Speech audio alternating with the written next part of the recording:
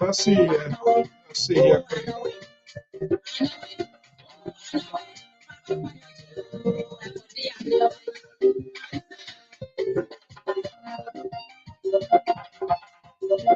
Okay, let's get this program.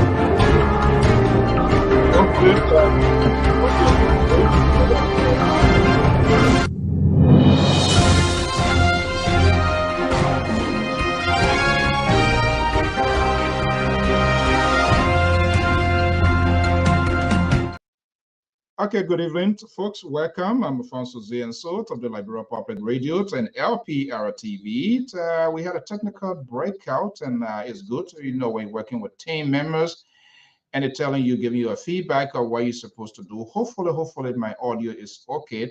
Just let me know. Patrice Dixon, if you're getting a good audio feedback from me, just let me know, because we were on first. And there was an issue, so we have to go back to switch. I tried to perform some sort of magic this evening, but it didn't work out. But you know, we got to do what is right. Let me break in Terry Collins here. Is a contributor, political commentator of the Liberia Public Radio. He's based in Minneapolis, Minnesota, and is a strong supporter of Ambassador Jose Newman boycott. It's election day in Liberia, decision 2023. That's right here in the West African state of the Republic of Liberia. Let me bring in Tara here quickly. Yet we would not be as much we should be here this year. Tara, good evening. Good evening, Mr. So. Thank you again for having us back. Okay, I think the audio looks much better now. Vinicius, can you give her a feedback there and the other guys to see what that no echo, something not Yeah, annoying? the I way I think was it's hearing myself, I'm not hearing myself like that again. okay. All right, so good. All right, so we are good.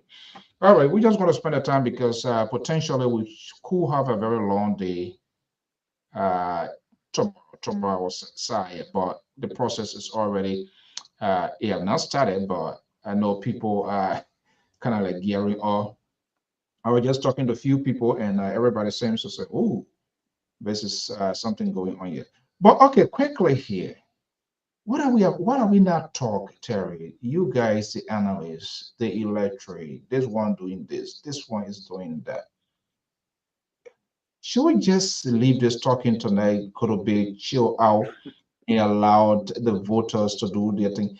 You know what? It's tomorrow is the electors. They're going to be the presiding judge. I think it's Right. tomorrow they're going to pay back the politicians, whether they did well or not. It's the gavel is in their hand. It's like you go into court and you have no idea what the judge is going to say, whether they're going to sentence you or whether you're going to be found guilty or whatever it is. Uh, at the end of the day, those that were in the trial, that were all in the rain, chanting, doing whatever they were doing. Today is their decision day in Liberia. Let me just bring you in here. What should, based on what you do or your community service, what is going in the minds of those folks tonight, especially those that are participating in the process? You're talking about the president, you're talking about Ambassador Boyka, you're talking about Alexander Benedict Cummings, Tiawan Save Gongo, Dr. Moniba, and the list goes on. If we have to narrow it, we can just narrow it down to 6%. What are they thinking? They're going to sleep good tonight, you think?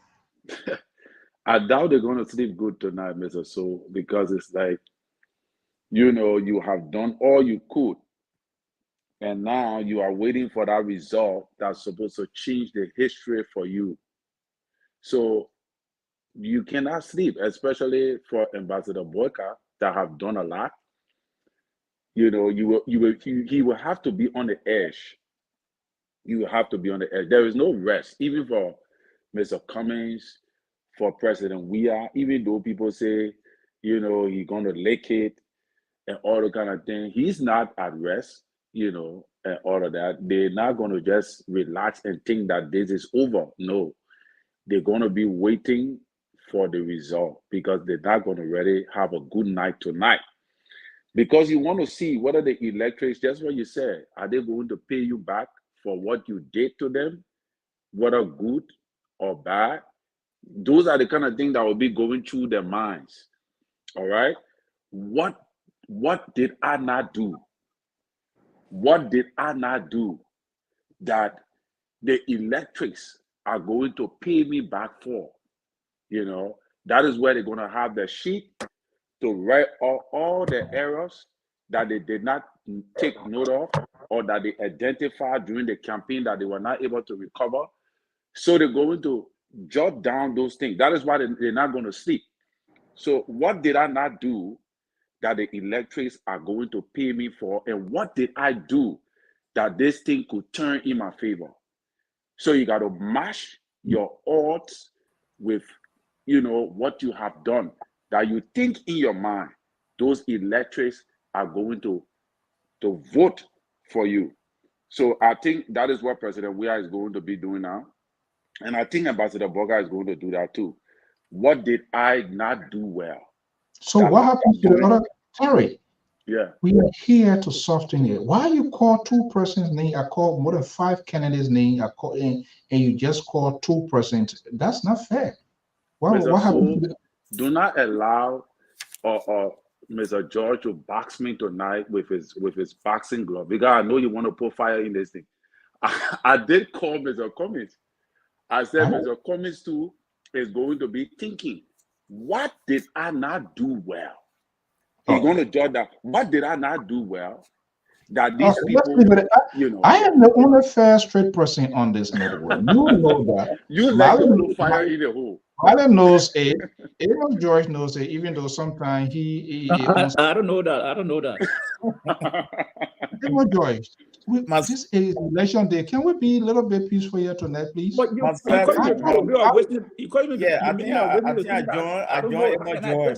don't know that. Okay, gentlemen. Let's rest tonight. Tomorrow we'll have a conversation. Okay. Good evening, you guys. Yeah. It's not easy. Okay, good evening. Terry asks, Pa George, good evening. Welcome. Mr. Marley John, good evening. Yeah. Welcome. Terry asks questions and some sort of a convoluted, loaded question. So it reminds me like, you know, cat, right? Cat, you can eat plenty of things. When you're ready to take bone here, you're ready to take the other fish here. You're ready to take the one and eat. When the stomach guy, and when you start doing some kind of thing, he said, I wonder where I ate yesterday. Oh, I think that bone where I took on the dry. No, I think I took the fish here. It was not properly dry. That's what they're doing. Pa Josh, good evening. How you doing, tomorrow, the politicians, they're going to be getting their payback. I think you guys listened to the Election Commission press conference today. And you managed to listen to that? A bit of it. Bit of it. Okay. Total observers, 6,503 will be observing, people of different groups. But bottom line here tonight, what is going through the minds of these politicians, especially the stakeholders? Because people were chanting, supporters show, well, we don't know, we're going to be their final decision ultimately when that ballot paper is in their hand. You're not going to tell them and say, oh, wait, let me show you. That's not possible. What do they need to do now, George? What do you think? What do you think going through their heads? All the months, ups and downs, barrels, rain, having these major rallies. What do you think? What are they going through right now? Well, tomorrow is like the final pronouncement of the results. So that's the exam. Tomorrow is what tomorrow? Everybody gonna get a result from tomorrow, starting to know whether they did good or bad. But as I said, I posted a video just of Mr. Cummings in a chat room. Mm-hmm. And if anybody watched that video, you see what he said completely, and that is what I say. I support him. He called on Liberians to be kind, to be kind, and he and Sharon Bronskin will accept the result of anybody who wins. And he admonished Liberians, you have a choice. If you think the past 6 years were okay, then go. If you think the 12-year Ambassador Walker, whoever, that's my word, then you make the choice. So right now, everybody not just waiting for tomorrow because campaign closed. So you just sitting down to say the decision that the Liberian people will make tomorrow. That's all I can do. Nothing else again. But I just want to say, my sympathy go to those people who just said again, I was killed yesterday.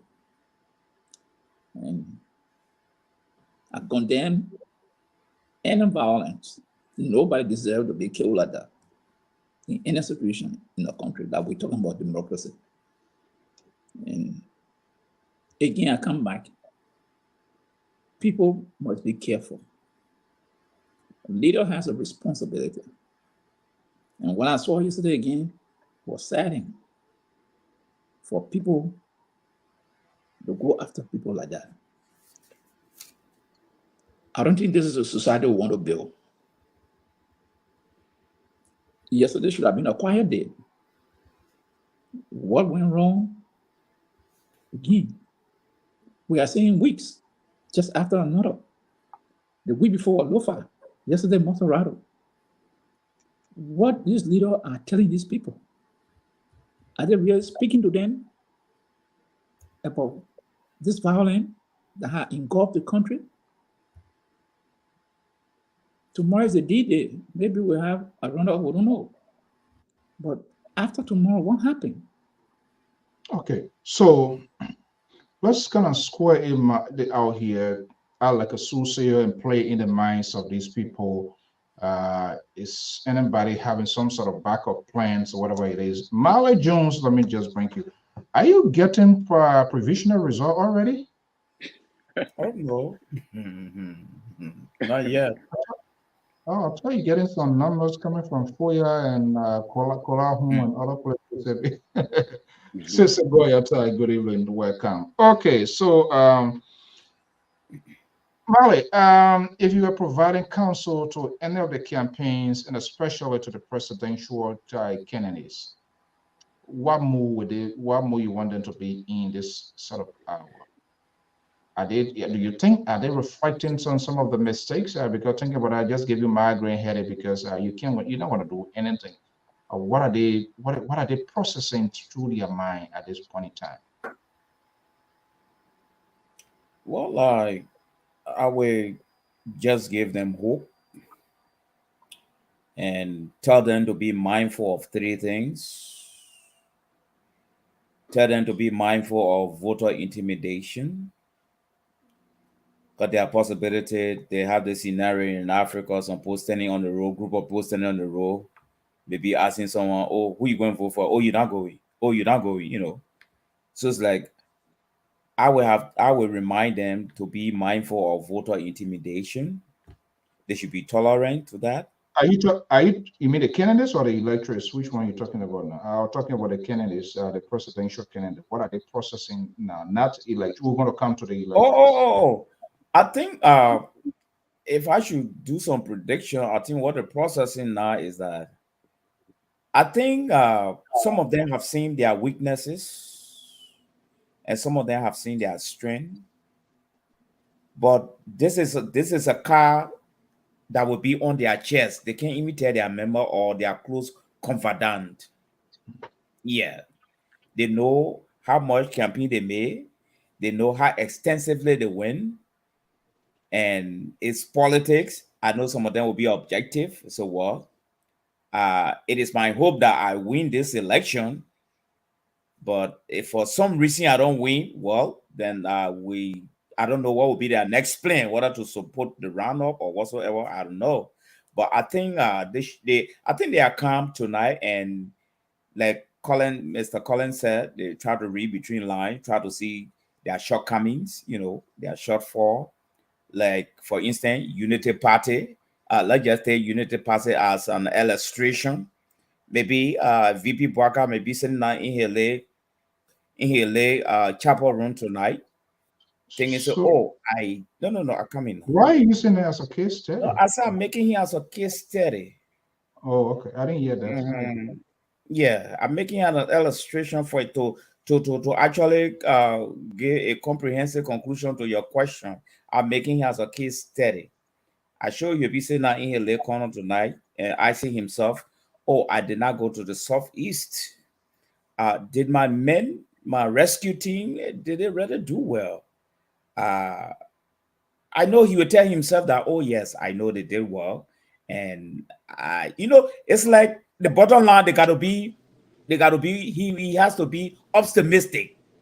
Yeah, he can't be speaking the defeating thing to himself. No, you see. Yeah, I'm So sure most of them are going through the lines. okay, so you kind of like jump ahead of the shadow of my next point I was coming to, but why? Oh, Why sorry. is On this platform, no, that's okay. Everybody is we think very fast. yeah, and that's which is okay. Why the Mhm. ANC guy kept going off tonight? So, I think Mr. Toe is Eric, doing something to him. Even well, though Mr. Toe is not here, so, but he got his let me car find- so, Terry, Yeah. at this point in time, is it logical? Do you think some of them are expressing regrets to say, hey, sure, probably I could have done it this way. I could have made this sort of political sacrifice. I could have done X, Y, Z. Is it practical? Is it logical to think about all of that now? It is, Mr. So that is what every normal person would do, obviously. And you know, like what Mr. Mali said, I want to totally agree with him. Ambassador Boga could say, well, did my guys really do well in the southeast? Could this could if my present could I have changed things around?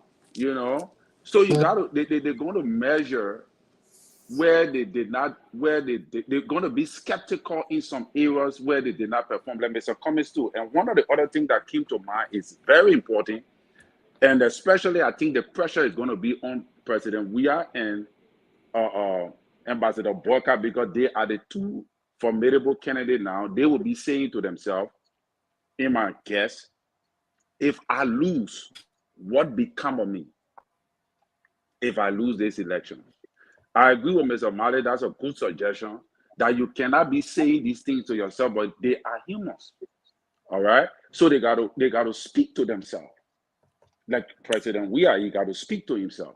So he's saying now to himself, if I do lose this election, what become of me?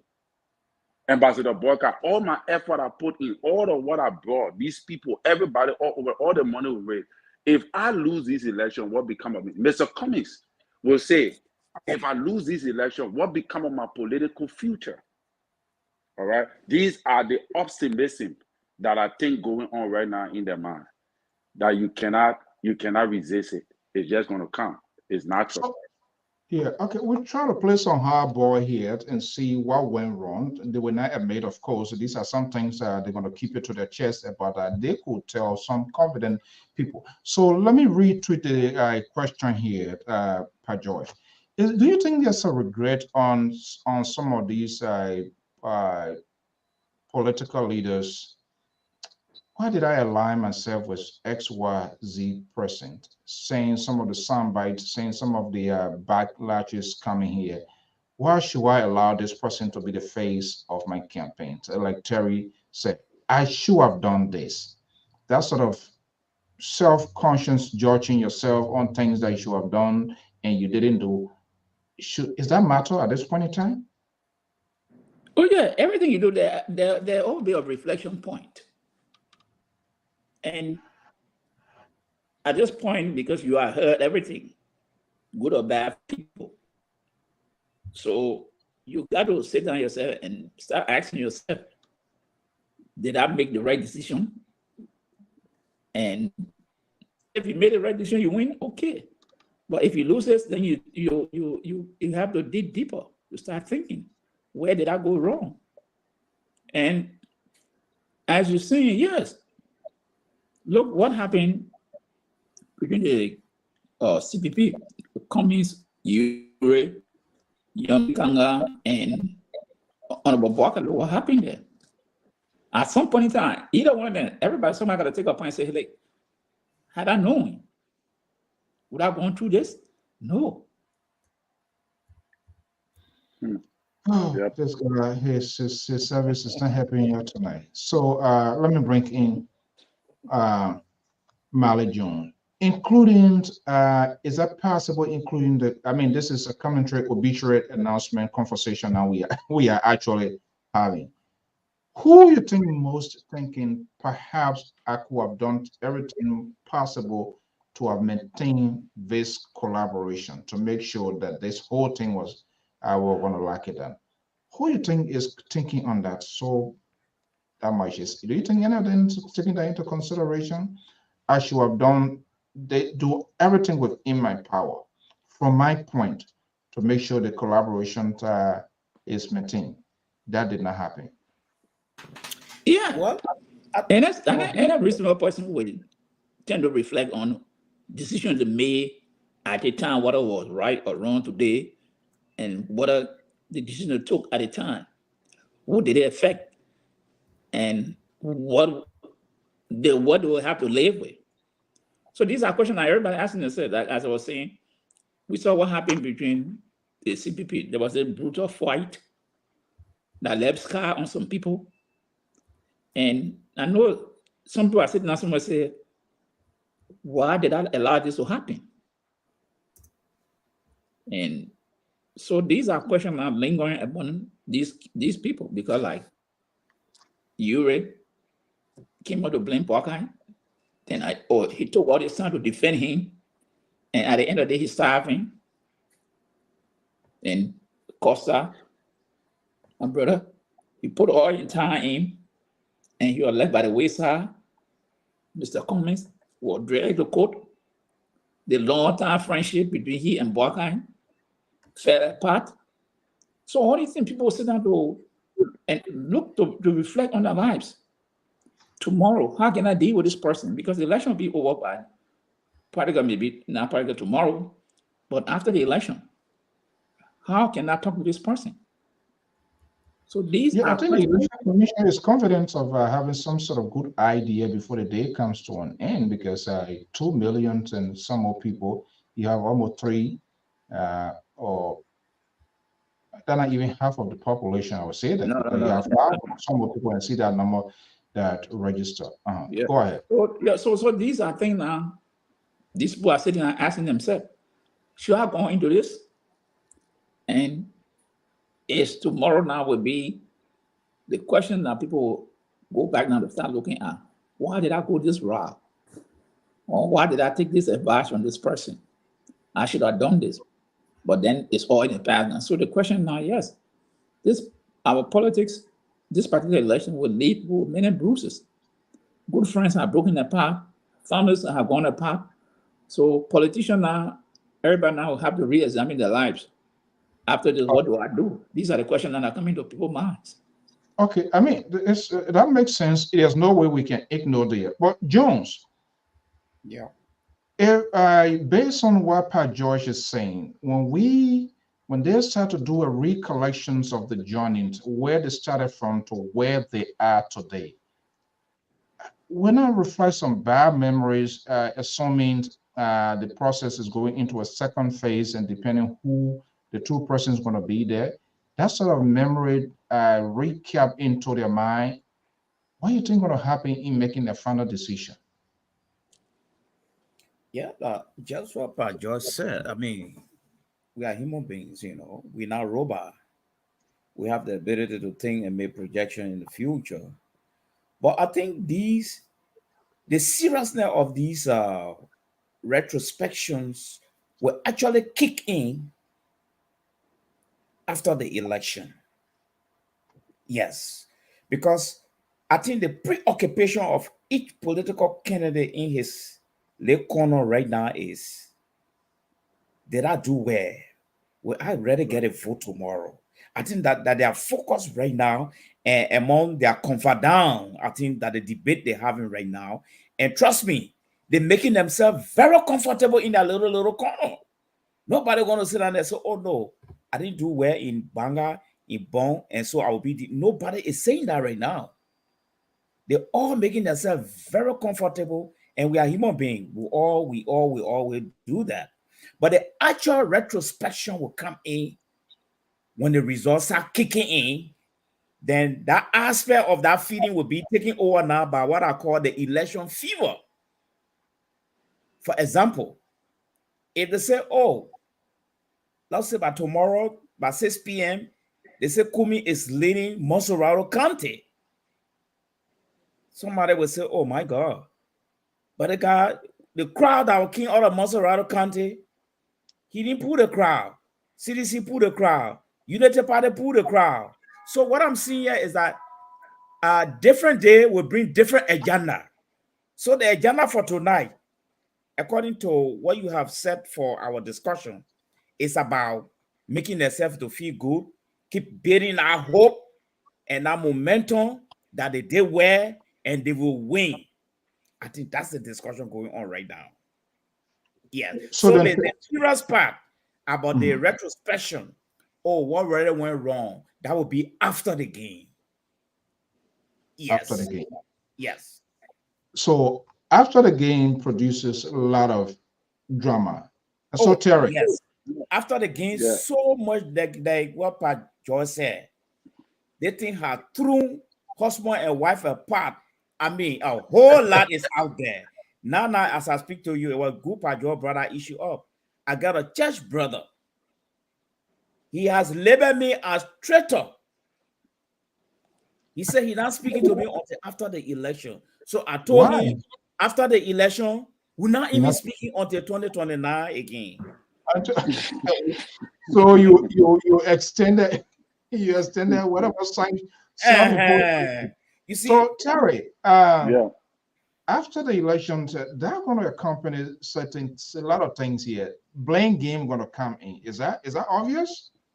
Well, I want to differ with Mr. Mali a little bit. And the actual word that already came to my mind that we're supposed to be talking about here, based upon your analysis, is apprehension. Apprehension, anxiety, or fear that something bad or unpleasant will happen. All right? The apprehensiveness. You know, this is what is kicking in now. It's not going to take place after. It's kicking in now. Why? Before you have people all wearing your t-shirt, everybody were all over the place, your placard, people were around you. They gave you confidence. You were optimistic about the reality that you were going to win. You know? But right now, it's just like to say, after the funeral, everybody going home, you left alone to deal with the reality of what you are going to be faced with. That is what's happening to them right now. They are in their houses, the teachers no more, the posters, the stickers, people are not flying around with it anymore. The tune is quiet now. So this is the hour of reflection. This is the hour of apprehensiveness. Do you think where you sit down? Do you think any of them have many of the gospel to be reading scripture and all of that again? I believe President we will be reading the Psalms tonight. I also believe Ambassador Boyka will be reading. I saw a picture. I don't know if that was a makeup picture of Mr. Cummings and his VSB praying as well. To disabuse Mr. Mali's analysis. I want to believe that Mr. Mali, they are apprehensive right now because this is the time where it is quiet. You're not going to hear nobody coming to your door. Oh, let's go run campaign, Mr. Cummings, and putting your banner up. No, this is the time now you got to be hopeful that whether if I did the right thing to get me these votes, that is where the reality will kick in. And I believe it's kicking in right now. Yeah, so, Pa Joyce, come in here. I remember 1976 when my father was contesting for the chieftaincy election. Those days, people used to get in a queue and would start checking 1, 2, 3. You know who against you and who not against you. Who going to be voting against you or not because you see them, people, everybody in queue. I remember that vividly. And the administrative headquarters, the Liberal town, Toll Town, that's the administrative headquarters when he was contesting that. I mean, those the chieftaincy elections, it can be easy. And people, you see it visually because something is something, you see something happen. When you see your owner queue leaving from way on the other side going and say, you look, you get yourself confident. Yeah, they think you're gonna get it. But when you see other people queue and they see, by the time you see the last person, now nobody gonna do a queue. You're not going to ask Terry, even though Terry was being argued as a Boyka man, but Terry going in the ballot box there, only he and his conscience, he's going to do a decision and stuff like that. So all of that going to factor in, correct? Pa Joyce? I don't think he's hearing us. Mr. Pa Joyce, are you there? Pa Joyce, are you muted? We're not hearing you, Pa Josh. Oh. Pa Josh's system running out of steam tonight. So that, I hope Mr. Toe not programming that whole thing one corner. I sure he's the one doing it. Because he the expert for impediment. Told your patron, he partner, I'm a patron. So Jones. With those apprehensions, some of them are going to be apprehensive. Those sort of anxiety, like Collins is talking about, that obviously going to happen. Even though these people being around you, a lot of things happen. You don't know what are they going to do it. You know, they get all sort of double agents there doing something, getting information. You just don't know. That is the dangerous thing. That is the dangerous thing about this modern democracy. Money went missing. You don't know how that money disappeared. No here, no there, no answer right now. All of those kind of things. So in fact, when that guy vote for me, look at the kind of thing that happened. This guy, is he voting for me, or is he taking votes out of talking to other people behind my saying? You know, it's stuff like that. Yeah, as you see, I remember at the ball, our first time my uncle told me they were voting in the clan, and the town we come from was the biggest town. So when that town fall behind you, you obviously going to win the election. And he carried me. And I saw people lining up. The town with the most populated town, they had all agreed they're going to go behind this man. They were coming for the next time. They had somehow interrelated. And they put their line up behind that man. The other man, they just say, hey, cut the left red. The man won. But today, it's not like that. It's this secret ballot. So someone can be telling you, yes, for you. You know what, come on, Joy. You tell ANC people to get you something better. Yeah. I think been doing good work, so they're just kicking off your turn. I don't know why. Yeah, but let me just push back a little bit on Mr. Collins. What's happening with your sister? I don't know. I think my husband. Mr. George, you got to change location. Yeah, my location. I think it's my location. No, I don't think it's a change of location. Probably he need an upgraded modern gadgets.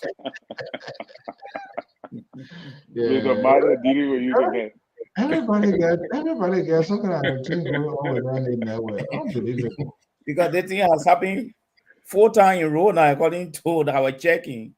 And but I think he's good now. Well, you can say so, Mr. Collins. Who knows? So as I was saying, to be frank with you, everyone is praising himself. I just told you. No, he changed his position. I just told you were praising him. I changed his. I saw him moving, so I decided getting off the screen. I think he's trying to switch, like he said. Location, yeah. Go ahead. Yeah. So I wanted to push back a little bit on Mr. Collins. You see, yeah, it's true. I agree with you. The apprehension come in, but to be frank with you, assuming I was in NLD political, so our folks too can. Assuming I was in NLD political party, I one of the aspirant running. You know, everything have subsided. I'm back home now. Now it is me, my wife, my kids, and friends calling. You know, and all the calls that coming, they're making me to feel good. Yes. You see, because no call in the first place in my leg corner, I'm not going to make myself uncomfortable. Even where I didn't campaign, I would say where I will get something there. So it's like tonight is a night of hope building. You see, okay. But that whole aspect of our emotion, that political emotion, that apprehension, that uneasiness, will come to an end by tomorrow, especially when the vote start trickling in, county by county. The whole aspect we're discussing tonight, it will not continue tomorrow. It will end, and the next part that will kick in now will be the fewer aspect. And when the final results are announced that Mr. A is the winner or a going for second round, then there were now the issue of, I should have joined Joseph Boakai to be vice president. Look how far we've gone. I think I would have talked to Councilor Gumbo. Mr. Mare won't put fire in the deal. So I think there were now some of these things will be coming to the platform. And trust me, some of the call you'll be getting now from some of your confidants. He said, Chief, I told you, you see what's going on now? You would have been the best VP. Listen. You see, you can't listen. Then the bling-in will come in now. The bling-in will start coming in now. Then the people that your member now, all the crowd you put on now, most of them now, their own apprehension will start now. They say, we told this man, They man can't listen. But besides that, Mara, besides that, the Judah is going to be there. But we voted for you. We don't know how that thing happened. Okay. Now the funny thing, is so how will it look like, Terry and Pat George? You're a boycott man. Let's say, and this is for discussion purposes. Somebody now winning. can you say, I'm sorry, no, my condolence? Nobody died. You can't say, have my condolence, have my sympathy. So why you want to say? We'll try next, we'll try next time or what?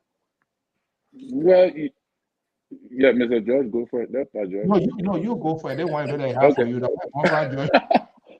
You want me to collect my thought? You see, Mr. So always let her do this. But anyway, yeah, you tell them sorry. You just have to allow it to sink in them for a little bit.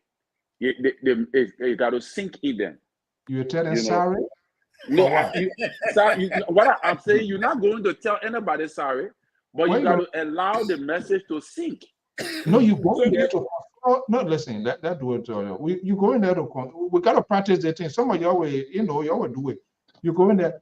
The guy being in this thing here, he used his time, his resources, everything, energy. You know what it means to Germany barrels, hot water campaigning. Everybody, yeah, will tell you investing time, energy, and everything ain't not happening. You just went there. You're not going to say something to the person? Of course, you gotta say something. What you want to say? That's what I want to know. That's what I'm saying, Mr. So. That's what I'm saying. You will not do anything for that moment. So you just gotta watch what happened. You can't say no. What you going to say? You going to tell the man sorry? Hold on, what are you going for? What are you going for? Because you just go look at him. Suppose you go there, the man holding his hair like this. Yeah, it's not your fault. You just want to tap his back. Tap his back. We will try another time. We lost. But I wanted to say that this is not the time. This is not an apprehension. An apprehension occurs before the event. An apprehension is wherein you are sitting down and comparing notes to analyze in yourself where you went wrong, just in case the contrary occur. All right. So in this leg, already received the result. Is no more apprehension because you are already receiving the result and you already seeing what the downtrend is going to go. You already seeing that there is a decline you're going to feel. So your supporters, what they're going to do? They're not going to do anything. They're just going to come around you, maybe hold you on the heart and say, "Hey, we can make it another time. We will do better another time." But what they're going to tell you? Sorry, they're going to, because you must understand that. It is not the supporters are not to be blamed for your failure. Jerry, we may plan on the election if you're in the state here to know. What can I tell you? You meet me all the time. I put in what I want to be sending to representative. You chanted, you went all in the air. I get it. You see me holding my hair like this. And thinking that yes, you tap my back. Look, if anybody who have been any raised for anything, whether you payment or not, the idea you are put in that time, and if you don't come tap what you wish for, it is a big setback to you before even the people that follow you. Right. It's a setback. I agree with you, Father. And what you say there is that in answer, the first thing you have to tell the people, thank you. Right. For what you did. But this is a democracy, the people have spoken. So we have to go by what the people say. The same people that were in no truck, right? Oh yeah. So this is because this is what happened. Terry is there trying to, I don't know how you want to polish it, but you can't just go. Terry is not happy out here. You have to acknowledge the people, the effort they made. And then tell them. I didn't say. I'm not against that, Mrs. This is democracy. That's how the people have spoken. We did what we do. But at the end of the day, the people are the one who had to make that decision and they have spoken. So I want to say thank you to all of you. And we have another day to come. That's how you tell people, because you can't just go and tell someone that. You have to tell them something because you are the person to consult them, because you are the leader. I got a question. Mm-hmm. Why if some portion of your membership that you're talking to now, they think that democracy, we should accept the result. Another group say, they think in that democracy, the cheater are. Oh, no. Listen. No, what you got to say? That leader now, you're talking to them. That issue comes from the leader. Because if the leader say, we accept this result, I don't care how many people there. You can't pass it to say, well, if we won't accept somebody will tell you that. But, what are you going to say? But look, all you tell them, look, I understand. But if we don't have the facts to support what you're saying, then we have to accept the result. But Mr. So, are you referring to the people or are you referring to the leader? Have to. He says some. Those who have some reservation, they have to tell you something that will convince you to say, oh yeah, we were really cheated. But if there's nothing to convince you or to convince the other people that this thing happened, all you have to do here, I understand. But we cannot go down the path because we don't have the evidence on our side to say this actually occurred to us. So the reality on the ground, whoever won, will congratulations and move on and go to get prepared for another fight after 5 years. I think that's what a genuine leader should do. So, okay, I'm going to create some sort of controversy here, and because it's going to happen. Now, what happens? How will a conversation looks like if the sitting president is re-elected? What will happen within the opposition column? Okay. Yeah, let me just come in. It came back to the same question I was posing by George. He tried to be a 21st century leader, straightforward, this, that. You're going to let most of your people, maybe they might not even call your name again. Because the people remember them, they like for you to lie to them. They might not even call your name anymore. Let's just say it's a case scenario. I will come back to your question, Mr. Cyril. You're talking to your member now, you're finishing losing the election. Yeah. Trust me. Some people will be there and say, oh, Chief, look at the kind of crowd we had down there. How possible we just lose this thing? You hear that? We are human beings. You will calm them down. All right? So that will happen. But back to Mr. Soul's question. I think that would be the difficult one. That would be the difficult one for people. And let me just make it, and there's a reason I'm asking this question, because we all know a couple of months, the opposition, they came together. Not all, some came together and decided to form a collaboration. They have one thing in common. Even if you look at other than those that didn't even join the collaboration, they have one thing in common to have made this president a one-term president. That one-term president, in the process of doing it, people needed to have made some political sacrifices. It's a give and take. That did not happen. All I thought with those four parties coming together, and then two more or less expressed their interest for the higher office, that paved the way to have created a conversation around the table to do some sort of proportionate representation in the event they take the election. Like what CDC did the last time around. NPP was get their base. They joined with this guy Tyler, so it was easy. CDC made her position clear.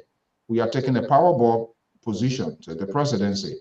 NPP carried the vice presidency, and then they had Tyler and all of those taking the speaker and all of those stuff here.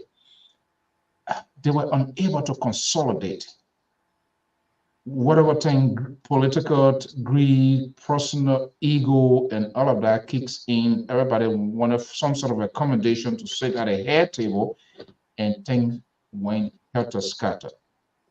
That also the Liberian electorate, some, not all, kind of got upset because they saw that group coming together as some sort of a pathway to maybe get this president making jobless.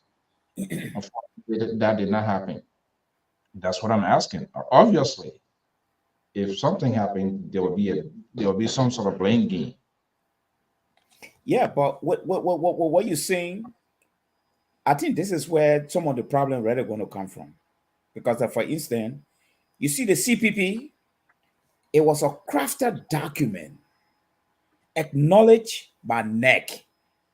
And so it became evidence credential to take to the Supreme Court when their case started.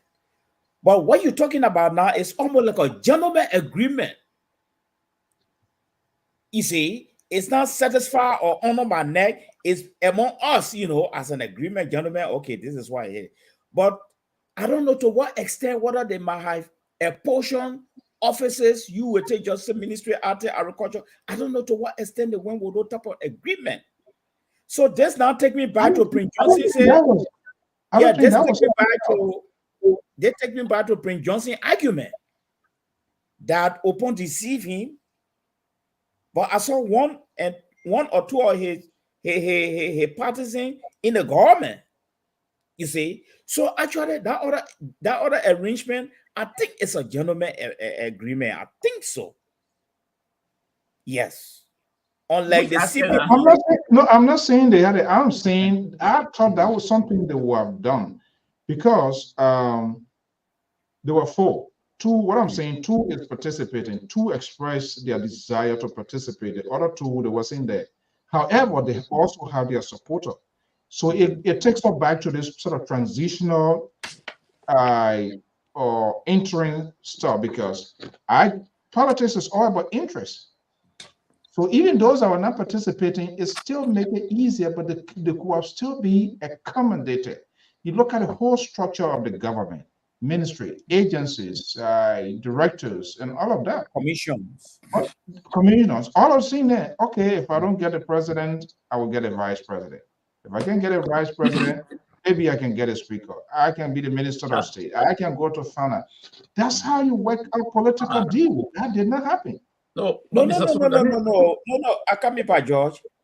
We cannot pass that judgment now, Mr. So we don't know what has been happening. Like Colin always said, we don't know what has been happening behind the scene. So we cannot pass that judgment right now. You see? But this is what I wanted to bring to our attention that probably I think it's being overlooked in this election, or maybe it's in the making. There may be possibility for United Party probably to lose the executive mansion and capture the House. And the president win the presidency. That's a tough time for the president. Or it's also possible for United Party to capture the presidency and CDC capture the entire House. That is a serious constraint that could be a serious constraint for Joseph Boakai. You see, so I don't know how, because most of the election I see the people, it was more focused on the presidential thing than the little slots in the House. That what I noticed with most of the candidates. Only CDC were ahead with some of those type of thing, talking about these slots and other things, and rather enforcing in some places, campaigning with people to get a seat in the House. Okay, let me hold you there. Yes. Let me hold you there quickly. Let's go for the phone lines. We need to get our people thoughts. Their final thought. We not talk all the taba doing that. It's just an entertainment or like obituary we are on there. Let me go to this number 484 number. Good evening. Good morning. Where are you calling from? So how you doing, Mr. George and Terry and Mr. Miley? This is Archie Fredericks. Okay. What's up, man? How are you, sir? How you doing? Listen to the conversation. Something struck me, especially when it came to the part about who. I think the question was who going to really have a problem with the result of the election. And somebody said in the opposition. But actually, I believe will be the incumbent, the president. Because barring any misfortune or let's say foul play within the electoral process, if you work hard and at the end you didn't make it, you'll move on. We'll play hard. Unlike, let's say UP right now, you know what they're saying. This is a first round victory. Now, if they lose, you're gonna have some people crying foul just to satisfy that mindset that they put out there.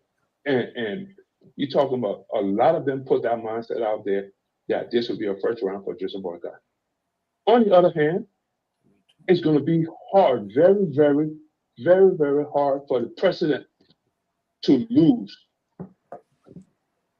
because you're already in power, and then come October 10th, the people voted you out. A clear example of this situation is what we went through November 8th of last year, a couple of years ago. Donald Trump is still crying foul, even though we know he didn't win the election. We are, and CDC will have a problem. And look, it's been out there that, true or not, that their claim is if they lose to UP, they won't accept the result. But if they lose to Cummings, they have no problem. And it's vice versa. So Frederick, yeah. This concept here, I mean, all of this on there just kind of obituary that we are on now. But this sort of concept, you listen to different outlets and listen to different people, and like you just alluded, all of the parties you talk to them, oh, we get it, we knock it down one round. Is that really? Is that being honest with you? Not all the parties. The ANC had never said one round. Yes, exactly. But no, it's CDC and the party. The people out there from the past election, even when George Weah was very popular, did he win in the first round?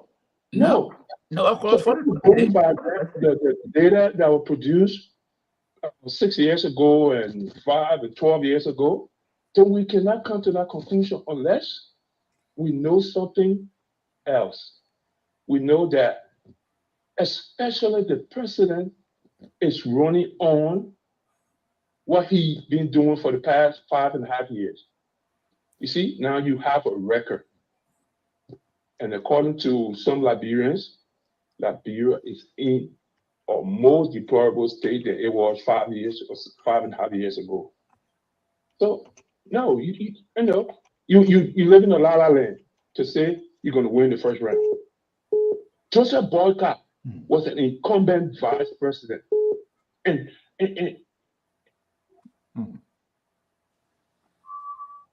he didn't win when he had power. When he had all the electoral processes in his hand to manipulate. Guys, he didn't win it. Hold on, Frederick. Let me just post somebody on. Let's hear from people here because there's a lot of hypocrisy into this whole thing here. Hold on 1 second, call on somebody. 216, hold on. Okay, Frederick, go ahead quickly. Yeah, Joseph Boycott. Yeah, how are you? Yeah, hold on hold on. Somebody was on the line. Just for you. Just hold on, we'll come to you, woman. Yeah. Joseph Boycott was vice president, incumbent vice president. One second round, and he only won his county where he's from. Why is it now that people think that he's going to win the first round? No. And we're going by data that is out there. Things can change. It's not impossible. But from what we see right now, no. Okay. Somebody, 216 number. Can you mute your monitor if you're listening to something else? Just we're getting the feedback. Please just. Hello, how are you? Yeah, good evening. Hold on 1 second. Just mute your. Okay, thank you so much. I will come to you after this. President Maki, are you there? Yeah, I'm here. Okay, so what's your final thought in this whole grand finale? Well, first of all, I want to say thanks to the Liberia Public Radio and all the panelists who have appeared on this show with disseminating information concerning the election.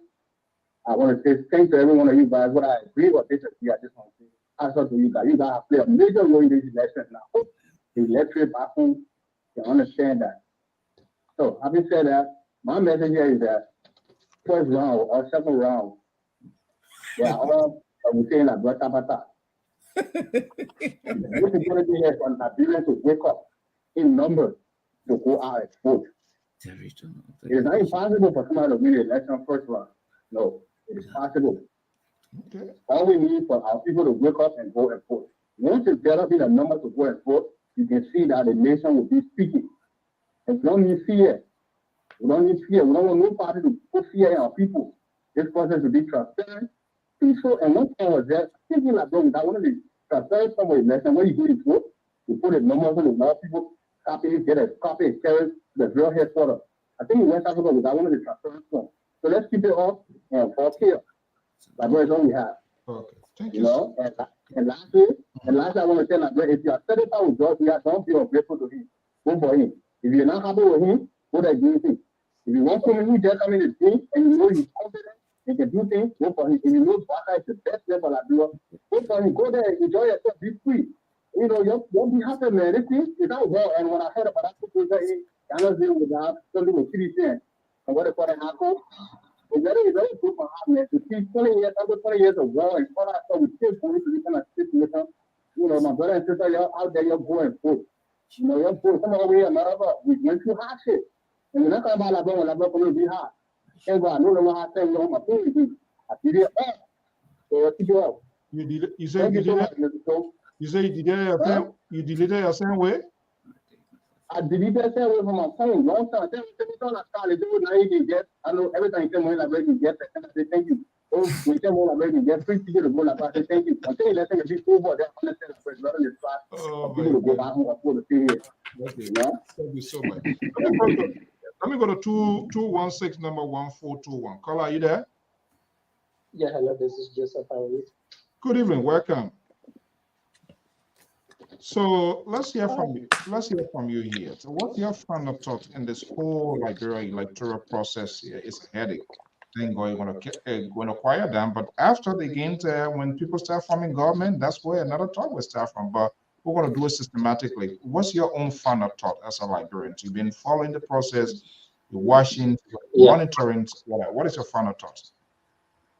Yeah, my final thought, before I get to my final thought, let me go to the previous quarter. He says something about the Unity Party said they were going to win the first round. I want to debunk that statement. The only people from the Unity Party, which was the Spoon TV, that were on air like, oh, Unity Party going to win the first round. But any true Unity Party saying, if you ask them, they're never going to tell you they're going to win the first round.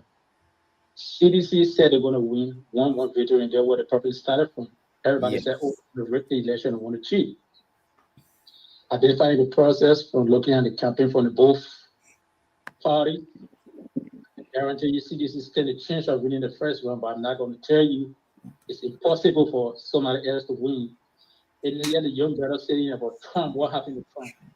America is different from Liberia. American politics is far away from Africa. So that comparison is very dubious and poor. But for looking at CDC coming outside yesterday, it surprised everybody, it shocked everybody. I can guarantee you, you go hands down, anywhere you take it, Joshua is going to win. It's going to be 1-round victory. But anything can happen. I'm not saying anything can change. But from my perspective, what do you think now? Contradicting himself. Then looking at the no, go ahead. Now you call up.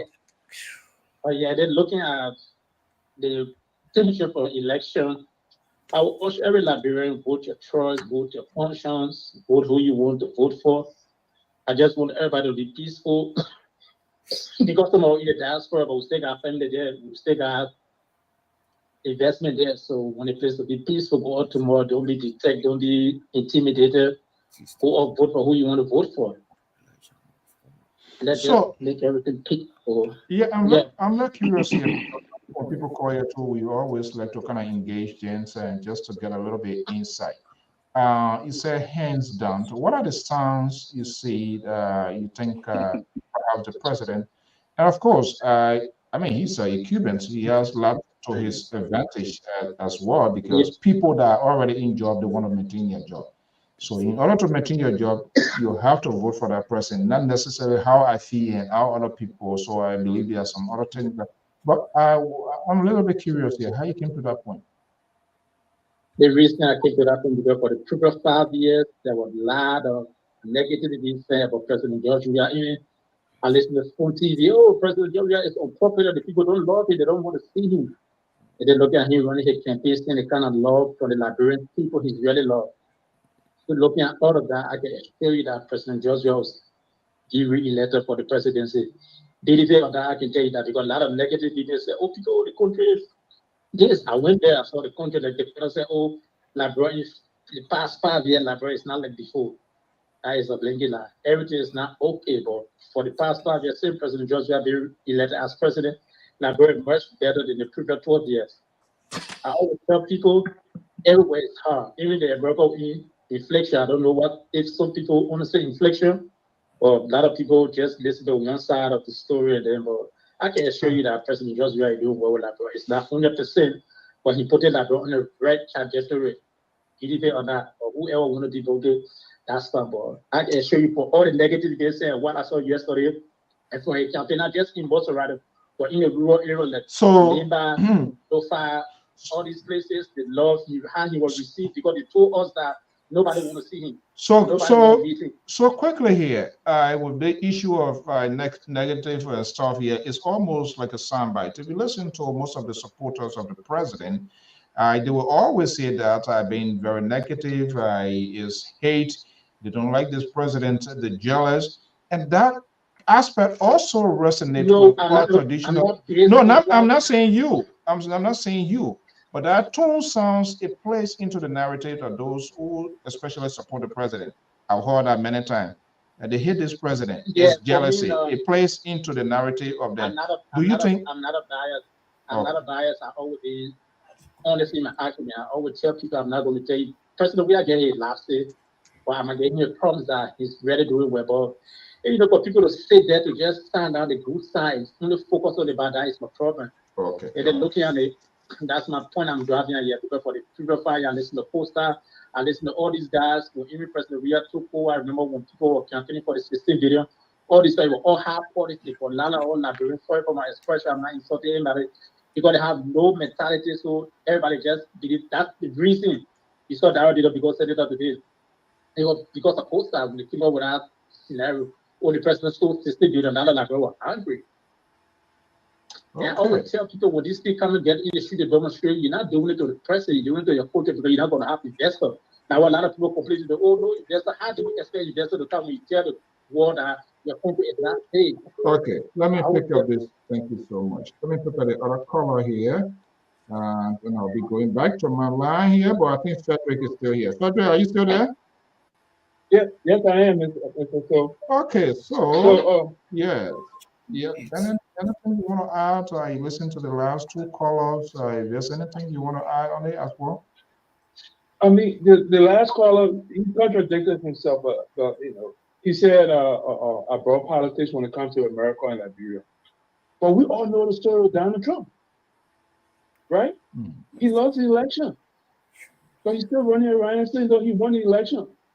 It happened in Gambia, right? Right. The federal president for this one, he lost the election. Ellen Johnson and some other guy had to go to Gambia to ask him to leave because he refused to leave. He didn't want to accept the result. Incumbents do that. And it's the same situation. One more point, Mr. Mali. Mr. Mali keeps saying that what he said, you refuse individual, he didn't call name, but let's assume he was talking about Cummings. You refuse to go as vice president, VP candidate to Joseph Boycott. If Mr. Mali can tell us today that Joseph Boycott called Alexander Cummings in a room and said, look, I want you to be my running mate. And then Mr. Cummings refused, then I got a bridge to build for you across the Atlantic Ocean. Because we all know Joseph Boycott never did. He never asked Mr. Cummings. And the story goes that Mr. Cummings was willing. Let's go through that process. And whosoever made it through the primary were going to be the standard bearer. But just in case it didn't happen, make the effort, ask this man. We are here at the eve of the election, and people are still talking about Cummings refusing to be the running mate of Joseph Boycott. We know it's not true. So, Frederick, quickly here before I go to the 8, do you see this placing emphasis on it? Sounds to me like it seems to be like a missed opportunity, not only for Cummings, not only for Boycott, but for the opposition that wanted to unseat this president. Do you see that as a missed opportunity for these two major political parties who have consolidated their political grade? Mr. So, look at the amount of people that were willing and were trying for this to happen. Look at the people that were willing and were ready to say, Mr. Barker and Mr. Cummings would keep George Weah. But because it didn't happen, it didn't materialize, that whole process went down the drain. Okay. Well, thank you so much. Thank you so much. Let me get 832 number and I'll go back to my guys on the live view here. 832-1441 caller. Yeah, because so good evening. Yeah, I don't want to pretend. I don't want to pretend. I don't want to pull it on too far. But you know, I'm a little bit. I text you for you to send me the bill information and you did now. Okay, hold on. Our guys still they're listening to. You're not late. The number, the same number you call on that is there. That's Cash App. It's easy. No, okay. No, I want to choose Zelle because that's what I'm saying is Zelle. It's on Zelle as well. Both for LPR. It's the same Zelle. It's the same Cash App. So easy does that. Okay, I'll do Zelle. Okay. But this is what I'm going to say, because we have to what I saw yesterday. We're going to win the election on ground. It's not about it. You saw the crowd in Korea? It's like a full out of a crowd. In Korea on the last day, I think nobody, just for the crowd, we just pray for the election to be free and fair, no violence. But I don't think anybody can beat Korea for this coming election. I don't think anybody beating him anytime soon. We can make market, we can turn water into wine, but this one is done. Don't be honest with these people. We just pray for our election to go free and fair with no violence. But I don't think anybody's going to change. See the amount of crowds. I'm still on the line. So your argument is based on the crowd that turned out. Yeah. Because so you can see the general involved and the enthusiasm in these people. It's no fake. It's a mother crowd yesterday. Okay. I don't see anybody. I don't see anything in that crowd because with all the rain that was coming, how you can want to defeat yourself with rain coming and you go under that rain? You don't love somebody. I don't know how you can do that, bro. Thank you so much. I'll post it if together win the election on the first round. I'll give 150. I want it now. Send it now. Send it now. Let it be in the bank until the time. No. Tomorrow. No, send it. Let me send it to my people so that we bring the news there. Clarify something for the previous caller. Stay on the line. Okay, hold on 1 second. Yeah, that other obituary announcement that you want to bring. Hold on 1 second, Ambrose. Okay, let me bring in when I have some more chat here. Mr. So, thanks for taking my call. All right, thank you so much. Okay, let me just bring you in. Something prompted you to call. What's up? Oh no, I just want to make sure call to just give my contribution. Okay. Yeah, so I just want to encourage my fellow Liberians tomorrow that I'll be going out to vote. Tomorrow is payday, so go and take care of your business. Go out to vote. We encourage you to avoid violence. If you go out tomorrow, get in line. Cast your vote to go home. Because some of the things that cause election violence, where people are just sitting around and then forming little groups, and they get into argument, sometimes we get into fight and that will cause chaos. So we encourage our people not to be intimidated. Go out to vote. It is your constitutional right. And after you cast your vote, you can go home and vote for election commission to do the announcement. And not just follow Facebook people. Everybody get everything. You don't know the results will be person and not be wrong. So we always for election commission to give the final result. Yeah, so that's what I wanted to say to the people out there. Okay, go home, chill out there, a little nice Hello? cold. Yeah, all right. Thank you so much. Yeah, okay. Yeah, Okay. all right. Thank you so much. Okay, Okay, hold on, stay there. yeah, okay, quickly go ahead. The last two call, I want to go back to my guys. Yeah, Yeah, hello? yeah, go ahead. Yeah, so the previous caller, I said, misquoted me. He said, I contradicted myself when I said you can compare Liberia politics with that. Okay. We saw former President Donald Trump. It was not just American, the entire world. When he topic said he was racist, that is quite different from President Weir. The pro-hated President Weir is the opposition. That is the reason why I said don't compare, and that's the only reason Donald Trump today is not president, because the whole world hated him. But now we in America know the same people that hated him crying back for him to come back. So when I said don't compare American politics with Donald Trump, it's quite different because Donald Trump was the whole world and it was racist. You don't need his name. President Weir is just people from opposition black. It's not a whole entire Liberia like they say, oh, the whole country don't consider it hating, or we saw the love expressed. Like I told you in previous campaign, I monitor everything. You saw the love, so that's why I was Okay, thank you so much. All right. So that's just my point. Okay, thank you so much. Okay, guys, thank you so much. And let me go back to my folks here, gentlemen. Yeah, we have it. I mean, that's the beauty of this network. Views and opinions has to be expressed, whether we agree or disagree. Whether it doesn't suit your political taste, you can whack your head 5 million times. The people cannot speak, right? Amos George. Yeah. Okay. You know, this thing, I don't know how to describe the thing here. What thing? See, this is to win one round. The people that supposed to do one round, you need the party to win one round. But they are not diving into the data. And this is why I wonder, how do we get at this point? Is that because one of the two at this point, because when George Weah was the height of his popularity,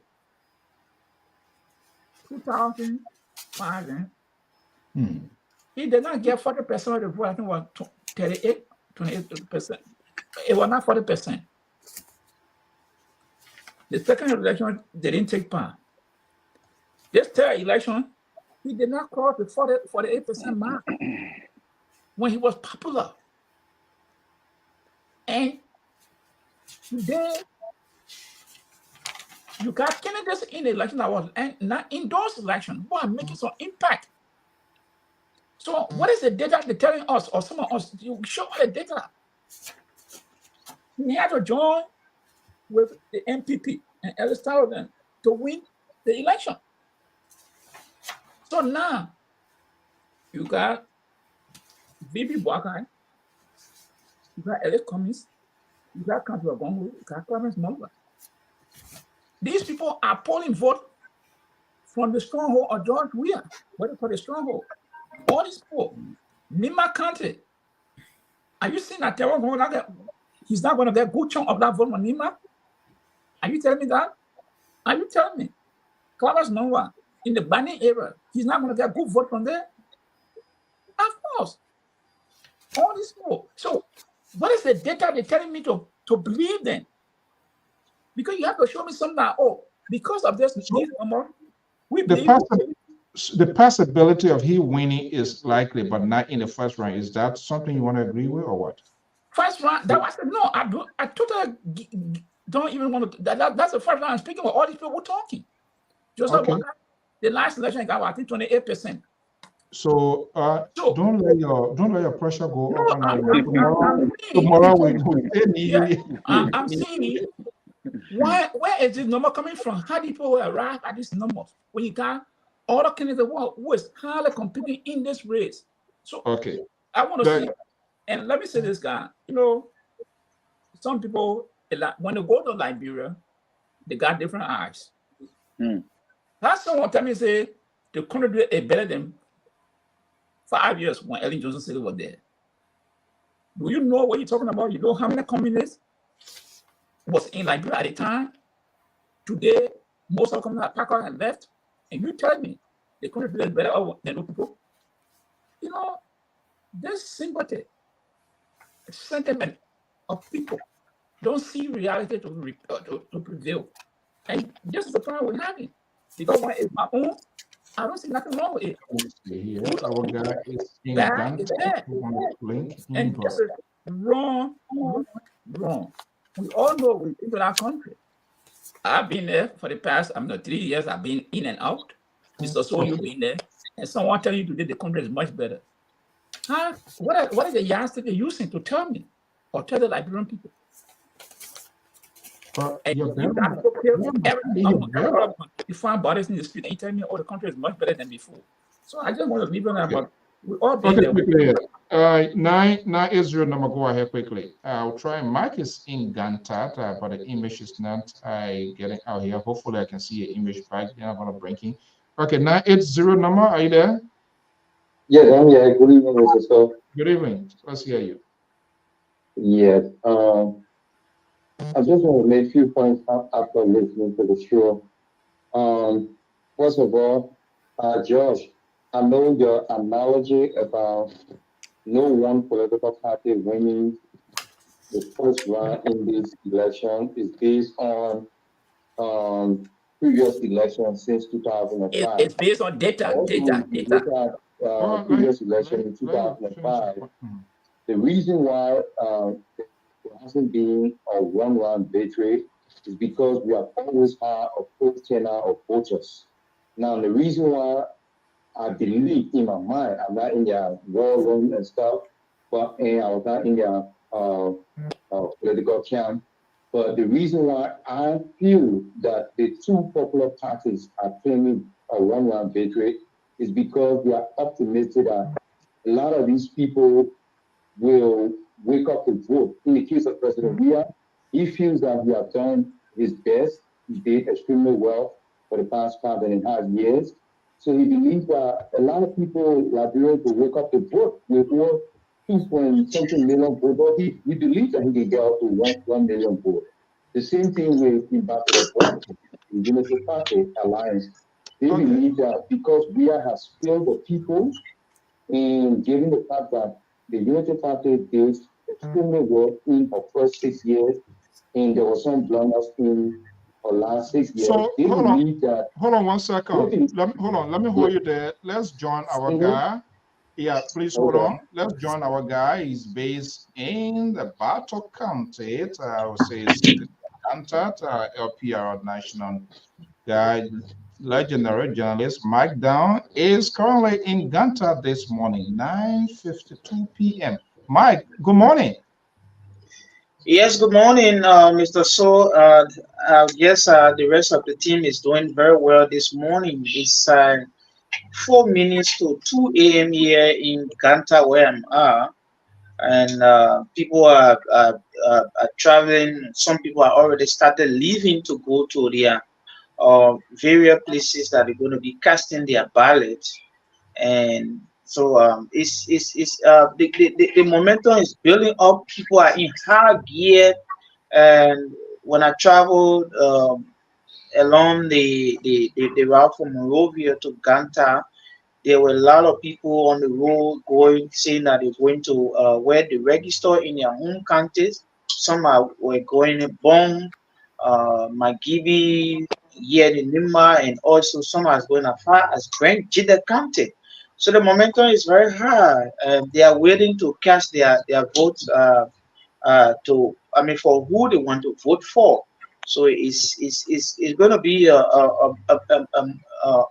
situation to actually win this. In a few hours time, about 8 a.m. Liberian time, polling places is going to be opening, which will be around 2 or 4 a.m. your time. So the people are gearing up actually to ensure that they cast their votes. Yeah, on your way, and I know you made your way out there. What did you observe on your journey out there today in terms of people observing the process? No campaigning, there's normality going on. Everybody just doing their own thing and just waiting for this day that is finally here. What did you observe on your way out there today?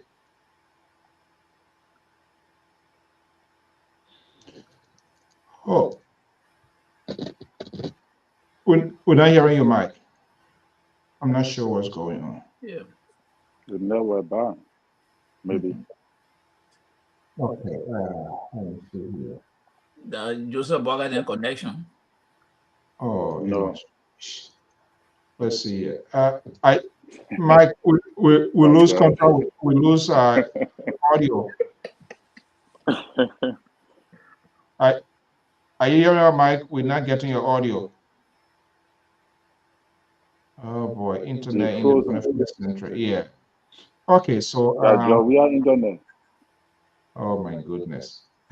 Okay, so all right. Let me see the call. Okay, caller, go ahead. As soon as he gets brother, I'll bring you. Go ahead quickly now, Israel.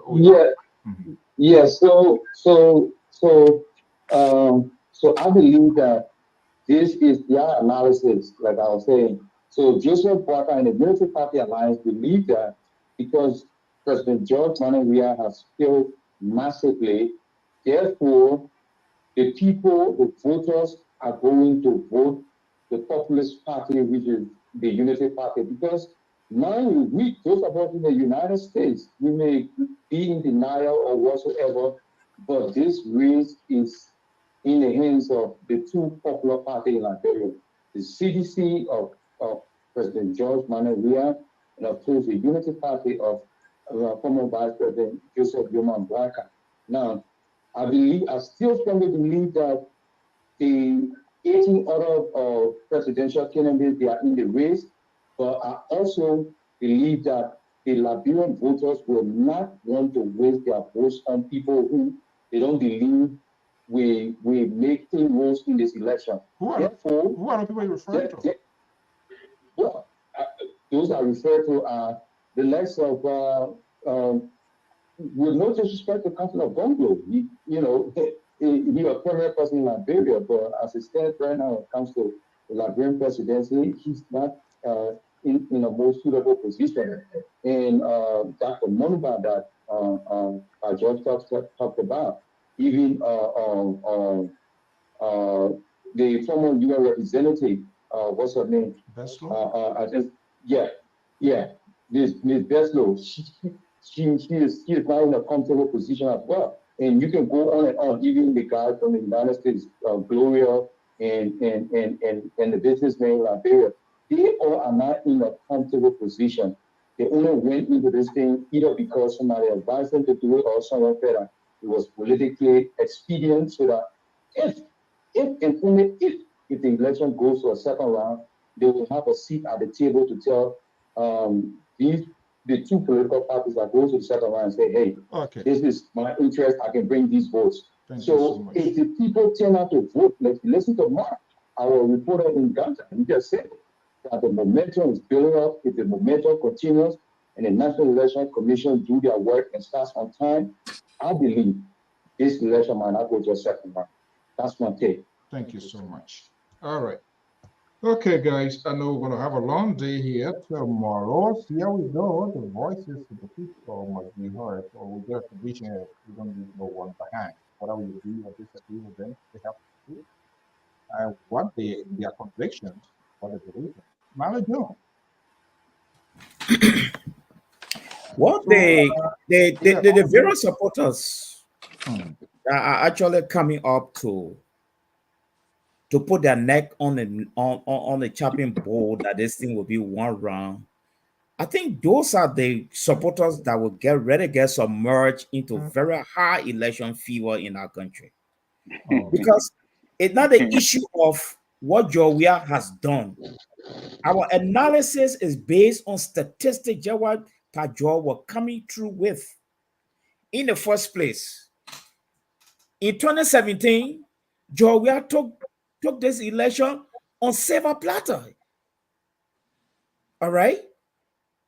The first round, he got 38.37%. And bulk of that vote came from the southeastern area. But what we're driving out here now is that there is serious competition going on right now. Virus. Okay? Bronsky is no more in the era where he came second place. And Brakai came Brakai came third place. All right? That the void have been occupied by Monuba and Gongolo. And those two people, they are very competitive. Monuba is causing problem in Lofa County. You see, Gongolo is causing problem both in Lofa, both in Nima and Bon County. So Joel Howard Taylor is even worrying right now. So we are looking at these statistics to suggest that this election is not possible for it to go round one. Two, the Southeastern. Most of the opposition party have been visiting the Southeastern.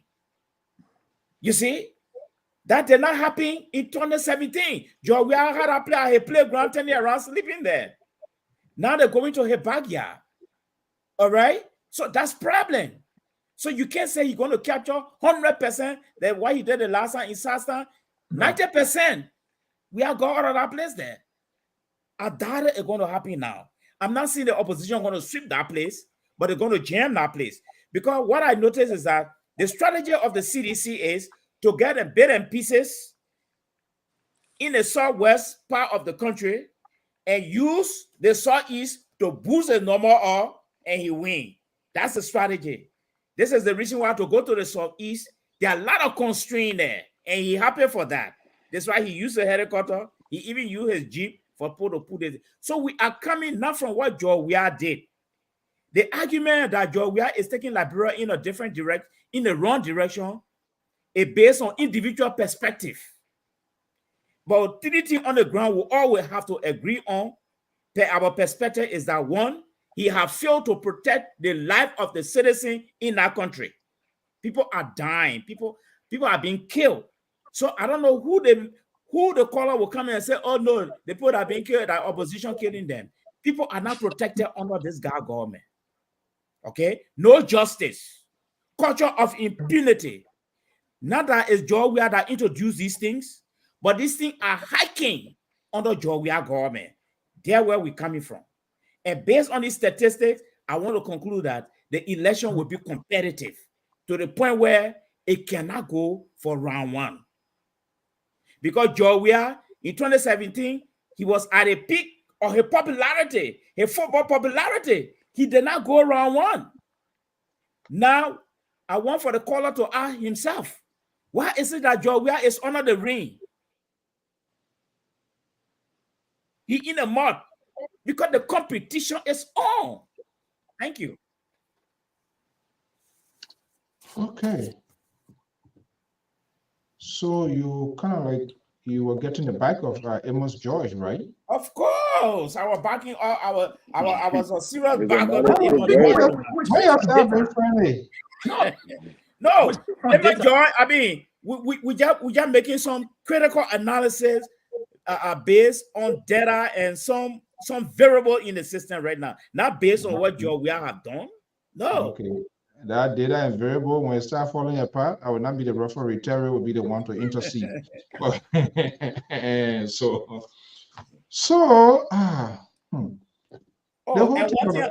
thing I left out. The first round, George Weah captured half of the county. The second round, he took Bopolu from VP Boakai.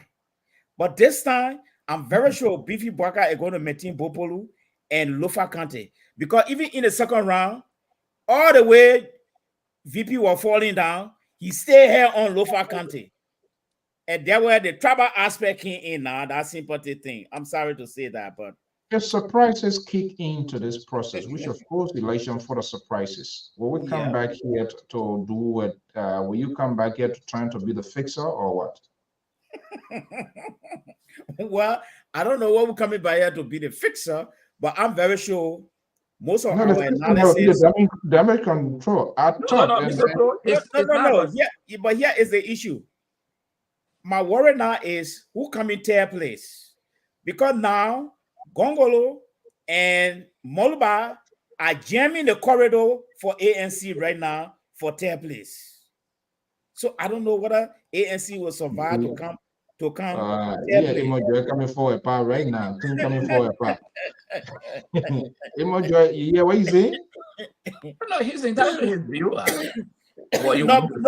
But to be frank with you, between Gongolo and Monuba, I think ANC have an edge.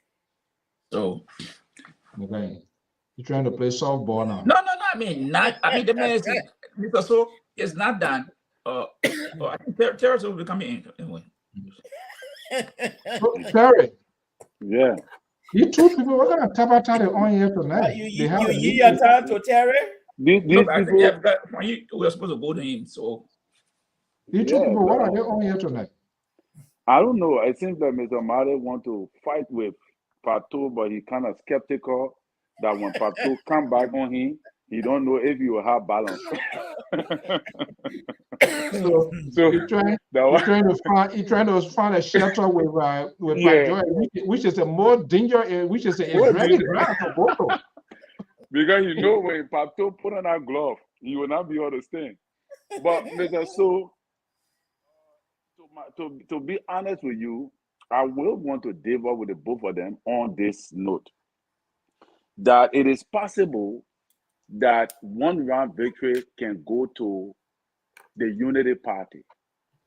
In as much as people are claiming one round victory for the the CDC, which I believe also that it might be possible if, and I want to say this, that I want to believe that.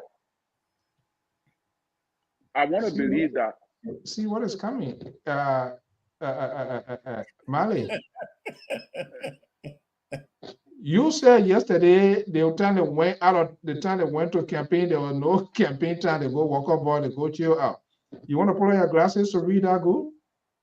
Oh no, I said ANC was surprised. The time they went, it was not campaign time, so the people forgot. Okay. Mm-hmm. So President, we are apprehension will be, did I really do well in dropping the MDR? I want to believe where Ambassador Weah thought that the MDR was no more needed for his level of success was when the Kennedy lose in Nima County to Jeremiah Kuhn, which I believe Senator Prince Johnson was in support of. From that time, President Weah he started dropping Prince Johnson because apparently he felt Prince Johnson does not have that much votes anymore. So I think we have to also understand and look at the factors that made President Weah to even win election in the second round. And we must understand that when President Weah was very popular, he had thousands of people on these stadiums. Just how you see today walking all in the street, but he was not able to secure a first round victory.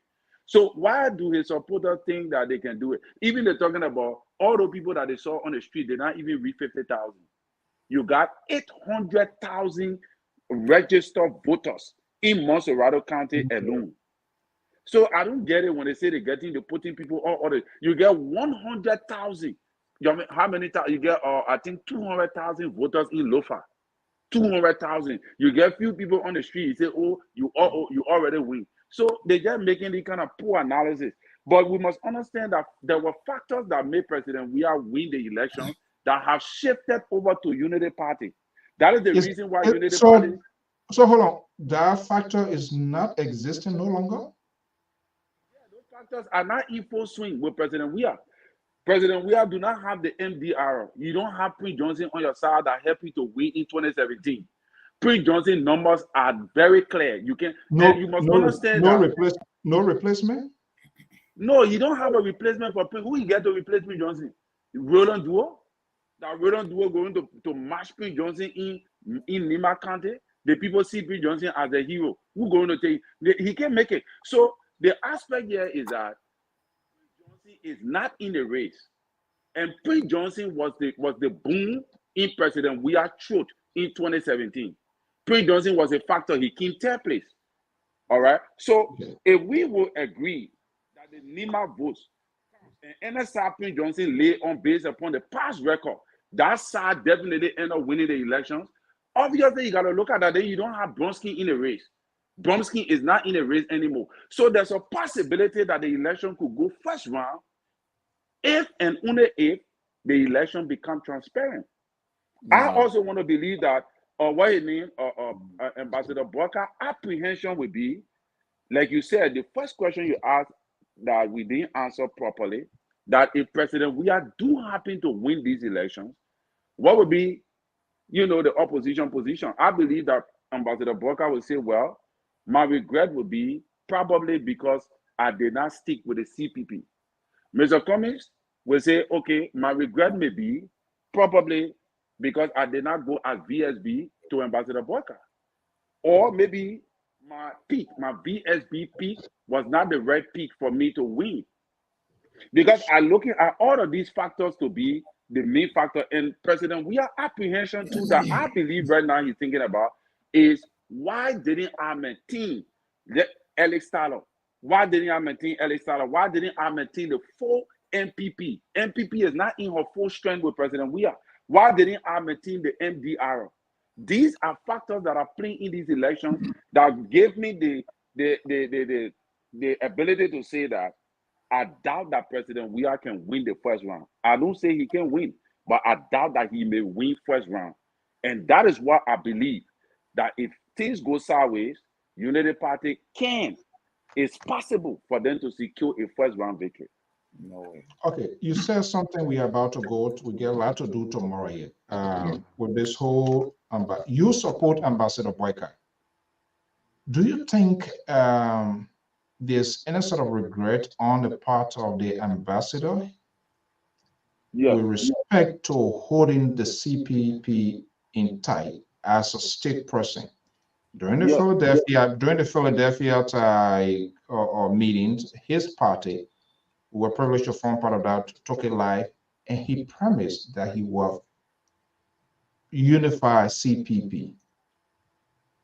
That did not happen. Phase 2 of that question: do you see it as something troubling, worrying to him? Even though, fair to mention, Alexander Cummings has made it consistently clear that whosoever, if he doesn't see it, he will win. That wins it will prefer to support that opposition person. Ambassador Boyka has never said anything. Maybe he said on different network. I don't know. Never. You see it as something troubling.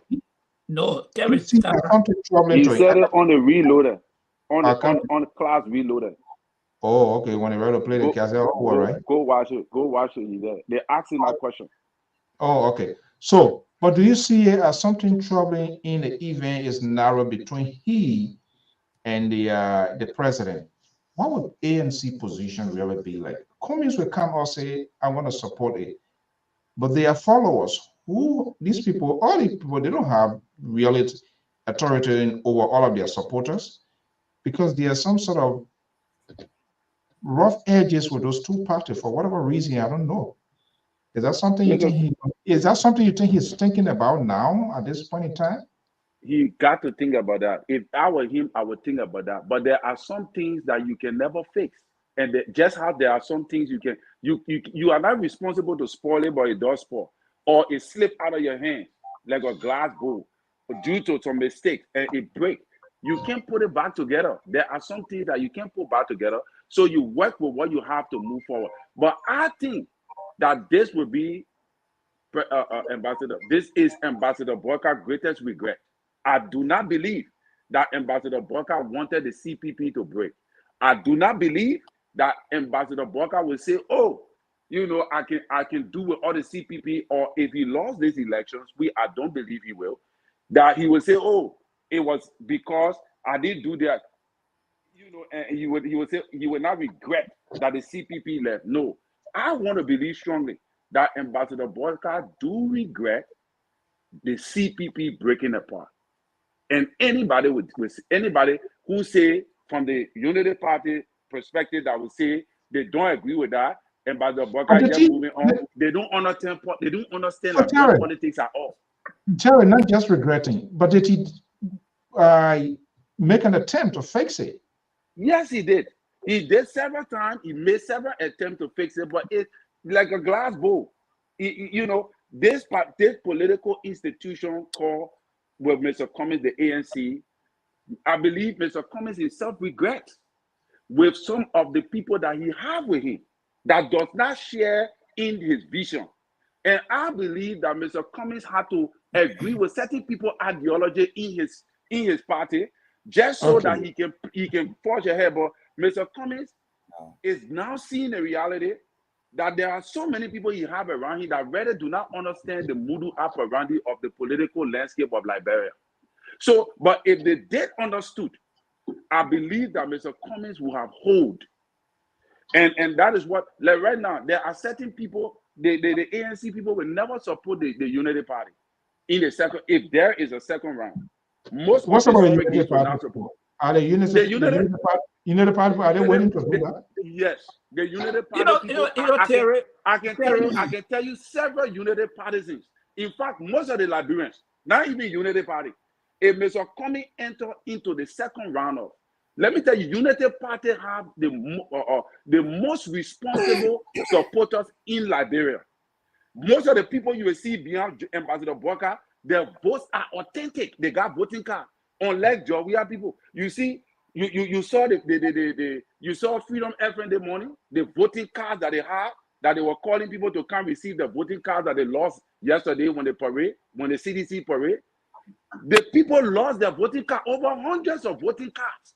With the Freedom FM, they were calling people to come receive the voting cards.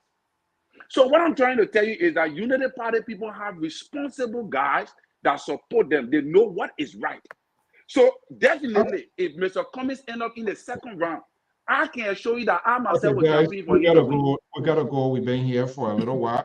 Josh, you were told. Let me, dear Cummings. Let's give you a quick 2 minutes. We already off the time.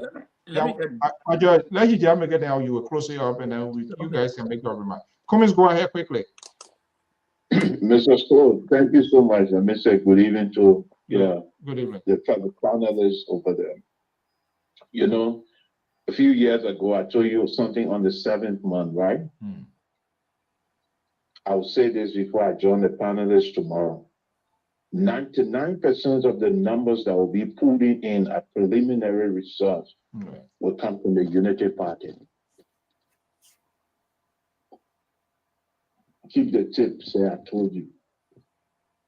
Tomorrow will be the day that people will get to understand as to whether people who were sitting as propagandists and people who were on the front line, as to whether they were actually working in favor of their party or their party. I'll join you tomorrow, sir. Thank you so much. Wow. Okay, that will be fascinating. Amos George, Marley Jones, Amos, make your final statement. Let me just Before I make your final statement, Terry have gone around, so I will not be able to get a response. But let me just try to disabuse his mind. This notion you're continuing to flood around, the commission are going to have 5% Joseph Boakai. You know, that's insulting people. The main support Joseph Boakai told Ellen Johnson Sirleaf that he didn't go to Ellen Johnson Sirleaf to ask for him to be VP. She came to him. When the head people expected Mr. Cummings to go ask Joseph Boakai to be a VP to him. That's insulting people. Did Joseph Boakai ever told you, so you close to him, that he did call Ellis Cummings to have a conversation with him and Cummings turned it down? These kind of things, I'm speaking about in the party. No. Hold on now. When they were together. You didn't say in the party. Okay, go ahead. And these are people. These are playing on people intelligent. What you will not take, why you want other person to take it? Or because it's in your favor, so they must take it. And I just want to tell you, that's just one of the regular statements people make. Continue to make it around here. Oh, Mr. Cummings should have gone 5% to Joseph Boakai. Oh, he should have gone. Do you expect somebody to go beg for a job? That's the mentality of Liberian people, that they must go beg for a job. And Mr. Cummings is not that person. And you mentioned something. oh, United Party are the most responsible people. So you see in Liberia, so only United Party folks are most responsible people.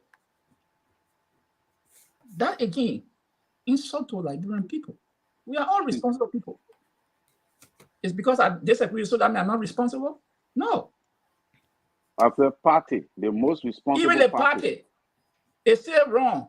Are you saying other people, other party are not responsible people? Is that what you see? Most responsible doesn't mean you are not responsible. Then what do you mean other people? If I'm comparing two things, and I say this one is most beautiful, and the other one, what it mean? It doesn't mean the other one is ugly. It simply means it is not as beautiful as Why you there, Terry? No, why you quantify them. You quantify them, and so that's why when you're talking, I don't want to. When you're talking, when people come after you, they say, "Oh, you want to go modify." So that's my mind. That's what I observed. But then, when you speak in the language. When you speak in the language, modify, let it be clear, be precise. I don't have to. I speak no, it but the way I speak it because I mean it. I'm sure it. It's not Collins, you got to get a mere chance. It's not because you've seen it that you meant it. It's right. No, you're in a public forum. So when you're speaking, you have to be very clear what you say. Because when you say other people come and ask, don't say because I say it's right and so forth. Therefore, I say no. It's that's my not opinion. It goes. So I didn't say it's right. Your opinion is not facts. That's it. So, but it's not facts. So what you can do, Josh, huh? What you can do is to debunk it. You can't. That's why I'm debunking it, but he coming to defend it. I'm saying that, but he coming to defend it. Of course, if I say something, I must be able to defend what I say. I have to put by defend myself because you're trying to. Anyway, go ahead. I did not interrupt me. But when I need to get a man, he did to talk. You see, that's the problem. When you were speaking, I think 5, 6 minutes you were doing it. I didn't interrupt him. I listened keenly. Now I just doing a bullet point, then he jumping on my. Every time when I come, he try to interrupt me. And he being supported by the moderator. That's not right. I don't know what he's mentioning, but that's not my point. But I just want to make it clear. So this issue here, I just want to make it right. But anyway, Mr. Walker decided not to carry. Decided on his watch to dismantle the CPP. That's it. Because I always say, and he lies. Honorable Walker did lie. He went to court testifying on oath, and which the case was thrown up. So there was no sufficient evidence. So someone during the testimony allowed that the government could not prove the case. And these are some of the things we're talking about. Okay. So to go back, and he never tried to cement that relationship. Other statement will do. Everybody can make mistakes. It's the question is realize a mistake and try to cement that relationship, but he never did it. Never. Ever to say, oh, look, comments, I know something went wrong. My apology, no. He becomes stubborn and arrogant. That, hey, we don't need people. Let's close the door. So this is the point. Let me bring in Mally Jones here. Mally Jones seems to form a solidarity with Pat George here. This is weird. This election. It's very weird. It's not weird. Real. It's not real. When people are speaking, if I just what happened. But yeah, it's the thing here too. When you say something, you should be able to defend what you say, even though it might not sound right to you. But he who said it must be able to justify his or her reason why they're saying it. Not necessary to agree. You can also disagree with it. So we can't put you in the pool.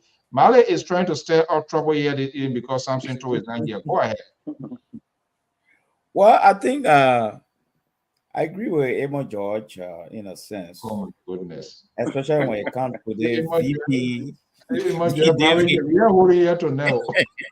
VP and ANC thing, I think there was a bad fit somewhere. And I don't have all the facts, but I think that bad fit came from the Unity Party end. Especially, when you testify against someone, I don't know whether that friendship can ever be normal again. I don't know. But someone to go to gay. That would have let them make gay. But we can read through that later on after the election. But here are my takes. If for any reason the Unity Party lose this election tomorrow, it will be due to 3 important factors.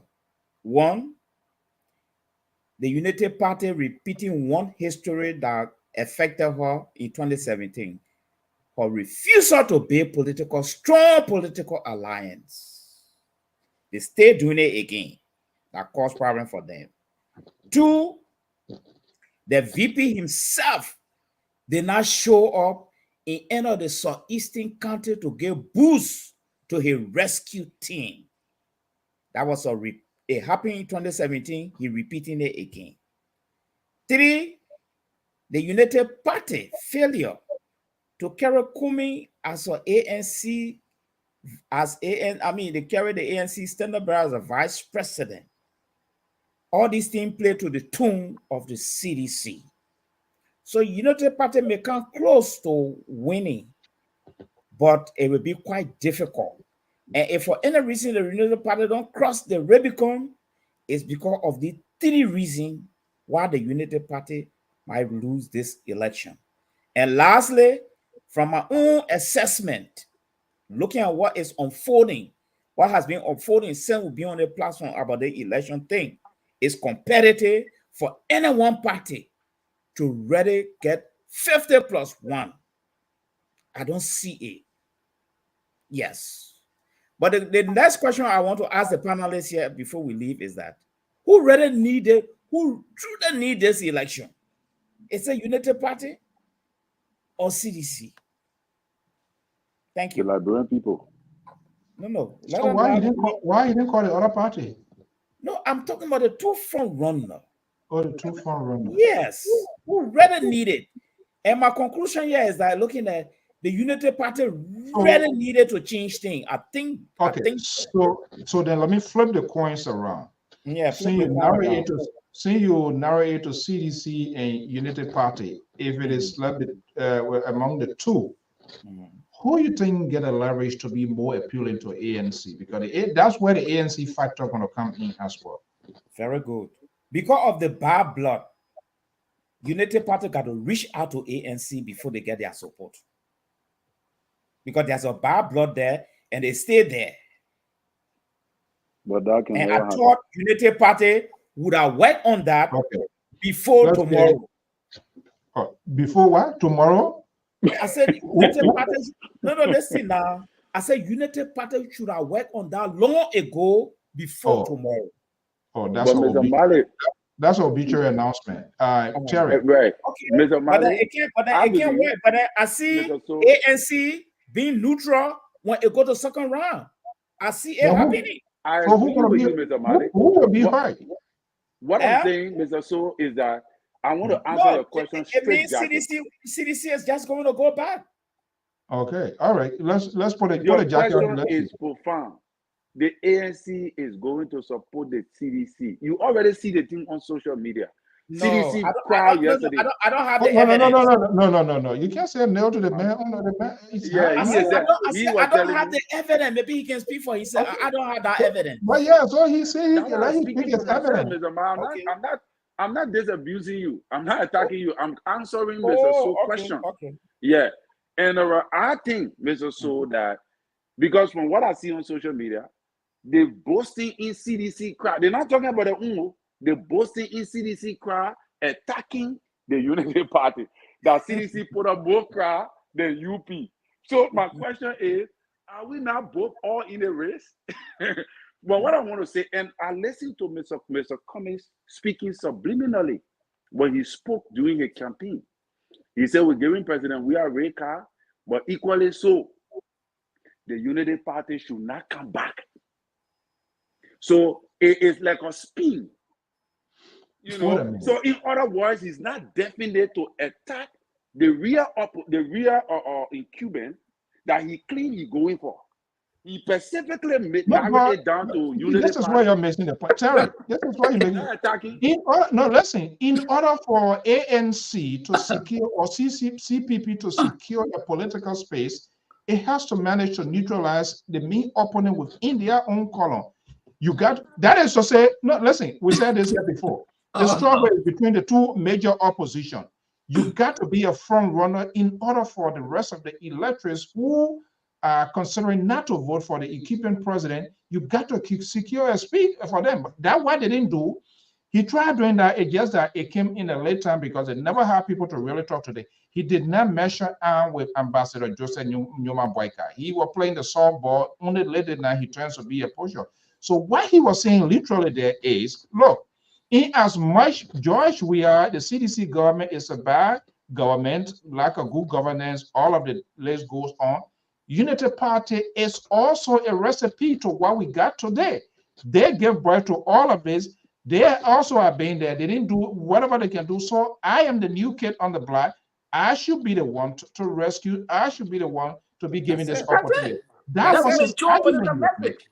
I understand, but what I'm saying is that what I'm saying, I just want to answer your question straight, Jacket, that it is 100%, 100%, Mr. Cummings and his team will support the CDC. If this thing go to second round, they may not do it openly, but they will do it indirectly because we see the side is going already.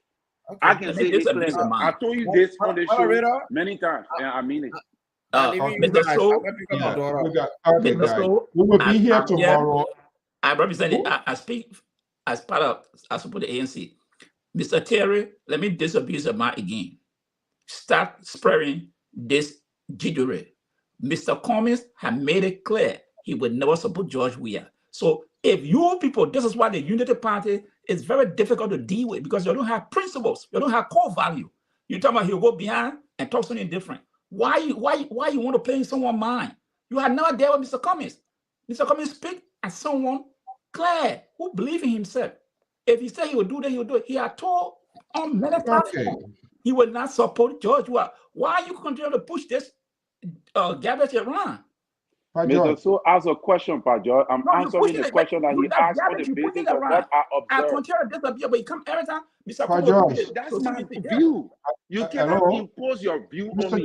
That's my view. That's my observation. Okay, I'm speaking my mind. He asked a question. He said, "Where do you think the ANC will lead?" I'm not imposing my view on you. I'm commenting on what you said. I said that's jittery you spreading around. I'm always bringing it. I'm not spreading anything around. Okay, I'm answering the question that was posed to the question. So what happened? For my observation. But to say something to fly away like that. Wow. So what I'm gonna do? You got the right to disabuse it. Okay. Yeah, what I'm gonna do. I brought some medication from Liberia the other day. I will email it to you. I will email it to you. I will email it to Nestle. You will realize and chill out, and then tomorrow we're gonna be here to see how those numbers gonna be coming in. And the aftermath of the election, that's where the blame game is gonna factor in. I said obviously after the match, that's when the blame game comes in. I said after the match, that's when the blame game comes in. Oh yeah. I mean, Prince, we're not in Liberia. It's 10-something years, so we're not in the campaign there. We profile it, right? Y'all there, y'all working on there. Okay, guys, so have a pleasant evening. We're gonna be back here tomorrow, and we're gonna have the post play. The guys are already out there in the field. You listen to Mike, and we're gonna be here to have those conversations tomorrow. Have a pleasant evening. Well, I hope the network should permit us. Yeah. No, if you not get live, we're gonna get them via WhatsApp. I'm telling you that you gotta talk to Part 2 because Part 2 always messing with his network. Okay, bye-bye. Okay, guys, we want to say thank you so much. That's the conversation. Obviously, the blame game going to be in because they didn't do their due diligence, and so at the end of the day, will be an undercover analyst on your show tomorrow. Remember, Frederick, you're going to be an undercover. Come out, show face. Let's do that. Just text me your email address. We need to have that. But I'm going to definitely people cholesterol and blood pressure are going to go up because they have built this sort of anxiety in their folks. We're going to do this. We're going to do this, and it's too late. I'm not sure how they're going to solidify their grade, but it's a tough race. It is not over. We want to see the raw numbers. We want to see the raw numbers. This is not exact numbers because there have been some alterations in the with the election commission, but they're still within these figures. So you have over 800,000 votes. This is not a number now. How you call it? NEC makes some alteration. This is what I'm going to be looking.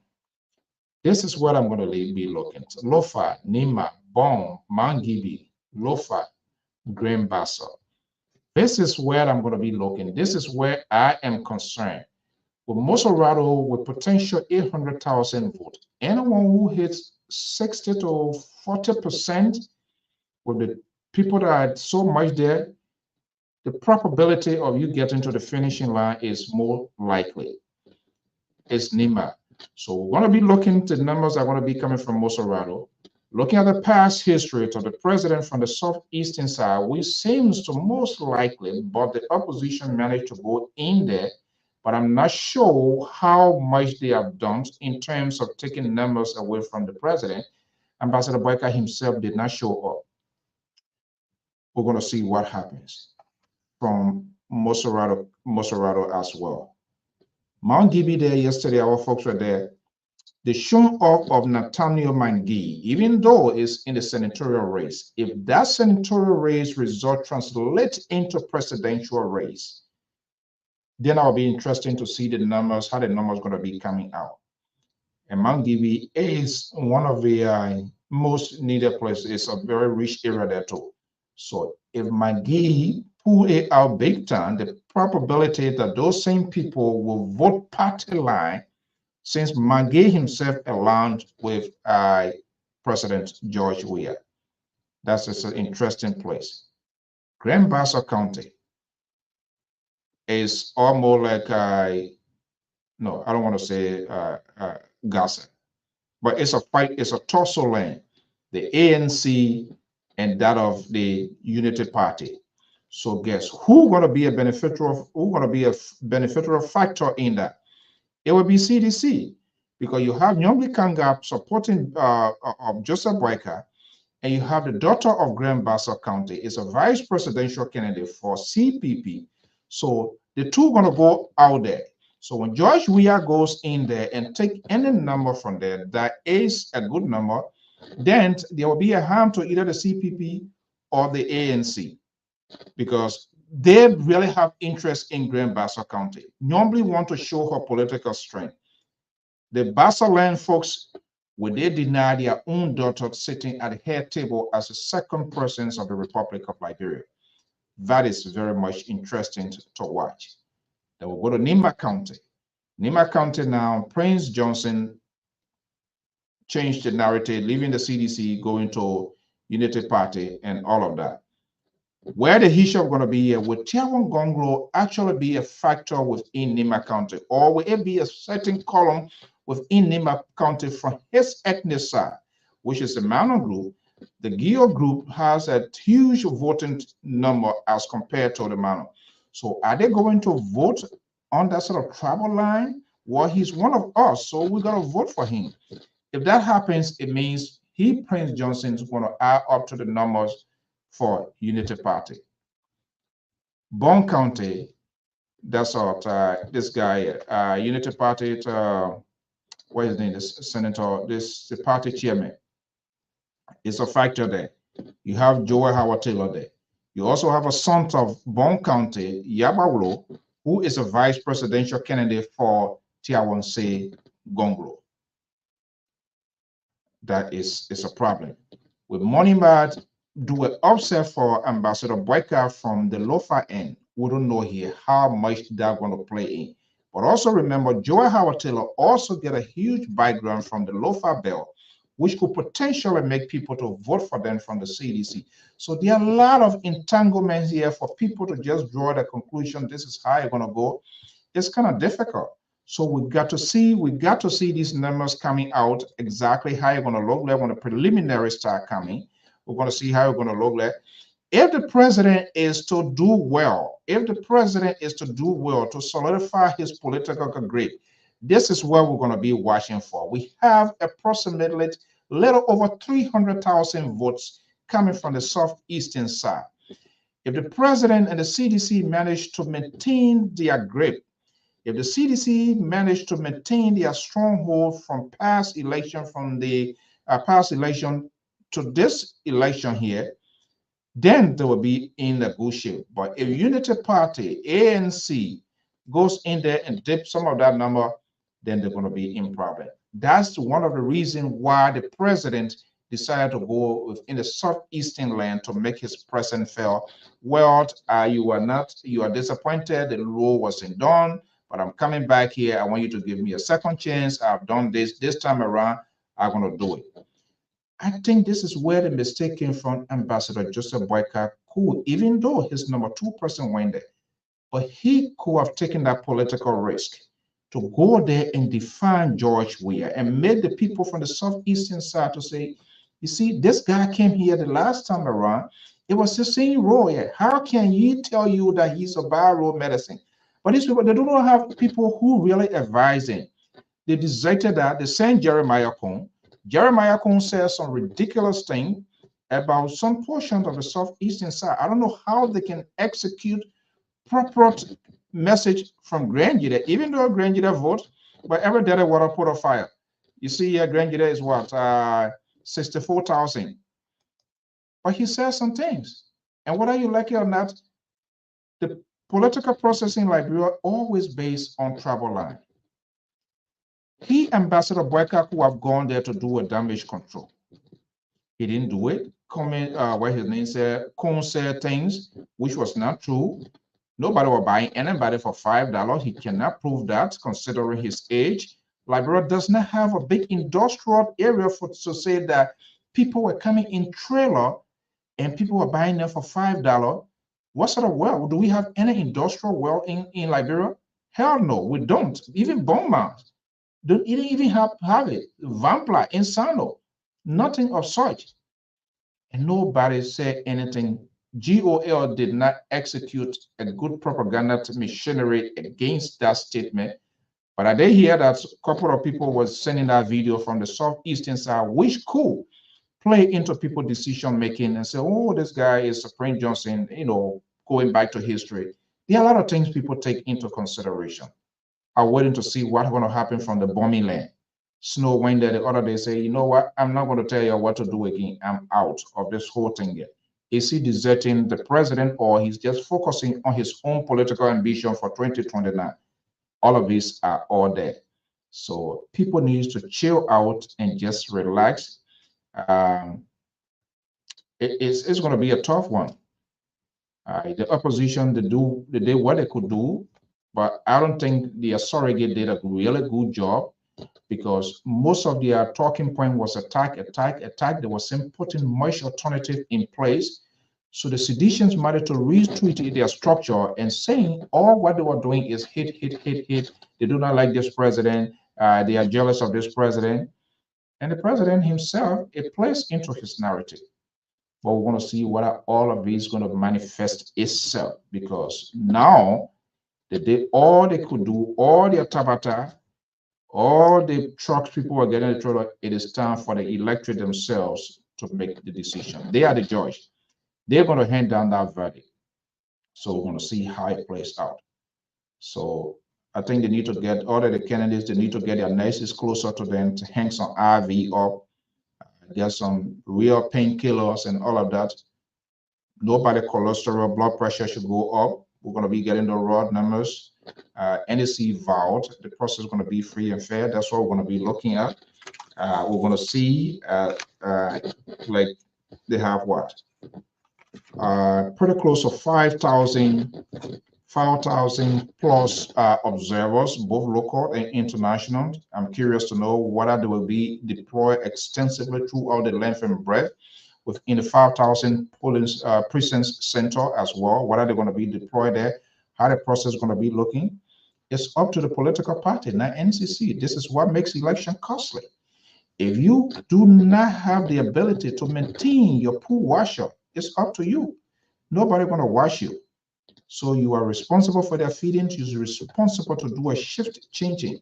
Whatever comes up, if your people not there, don't come fire in protest. The election, when it's over, is over. It will just be a condemnation. So you need to have your people to make sure the check, and everybody must be honest. It's not about you, it's about the country. And so we all have to make sure that the process is well guarded, protected, and let every vote count. Let every vote count. That is very, very much important. I'm surprised some of the other platforms that were selling the messages of people that are support, even up to the ending point, they were not conciliatory. They were not extending olive branch. In politics, you have to leave a room for accommodation so that you can have a conversation. But they were still going ballistic with their other opposition. And that, if you look at that, it plays well. It put the ruling establishment in a good advantage. The ANC, the Unity Party, for some reason, to really hide themselves. And nothing was done. They were not willing to have some sort of conversation. If they are having it in the backyard off camera, great. But the tone, the language, the message coming from different other outlets seems not to be the case.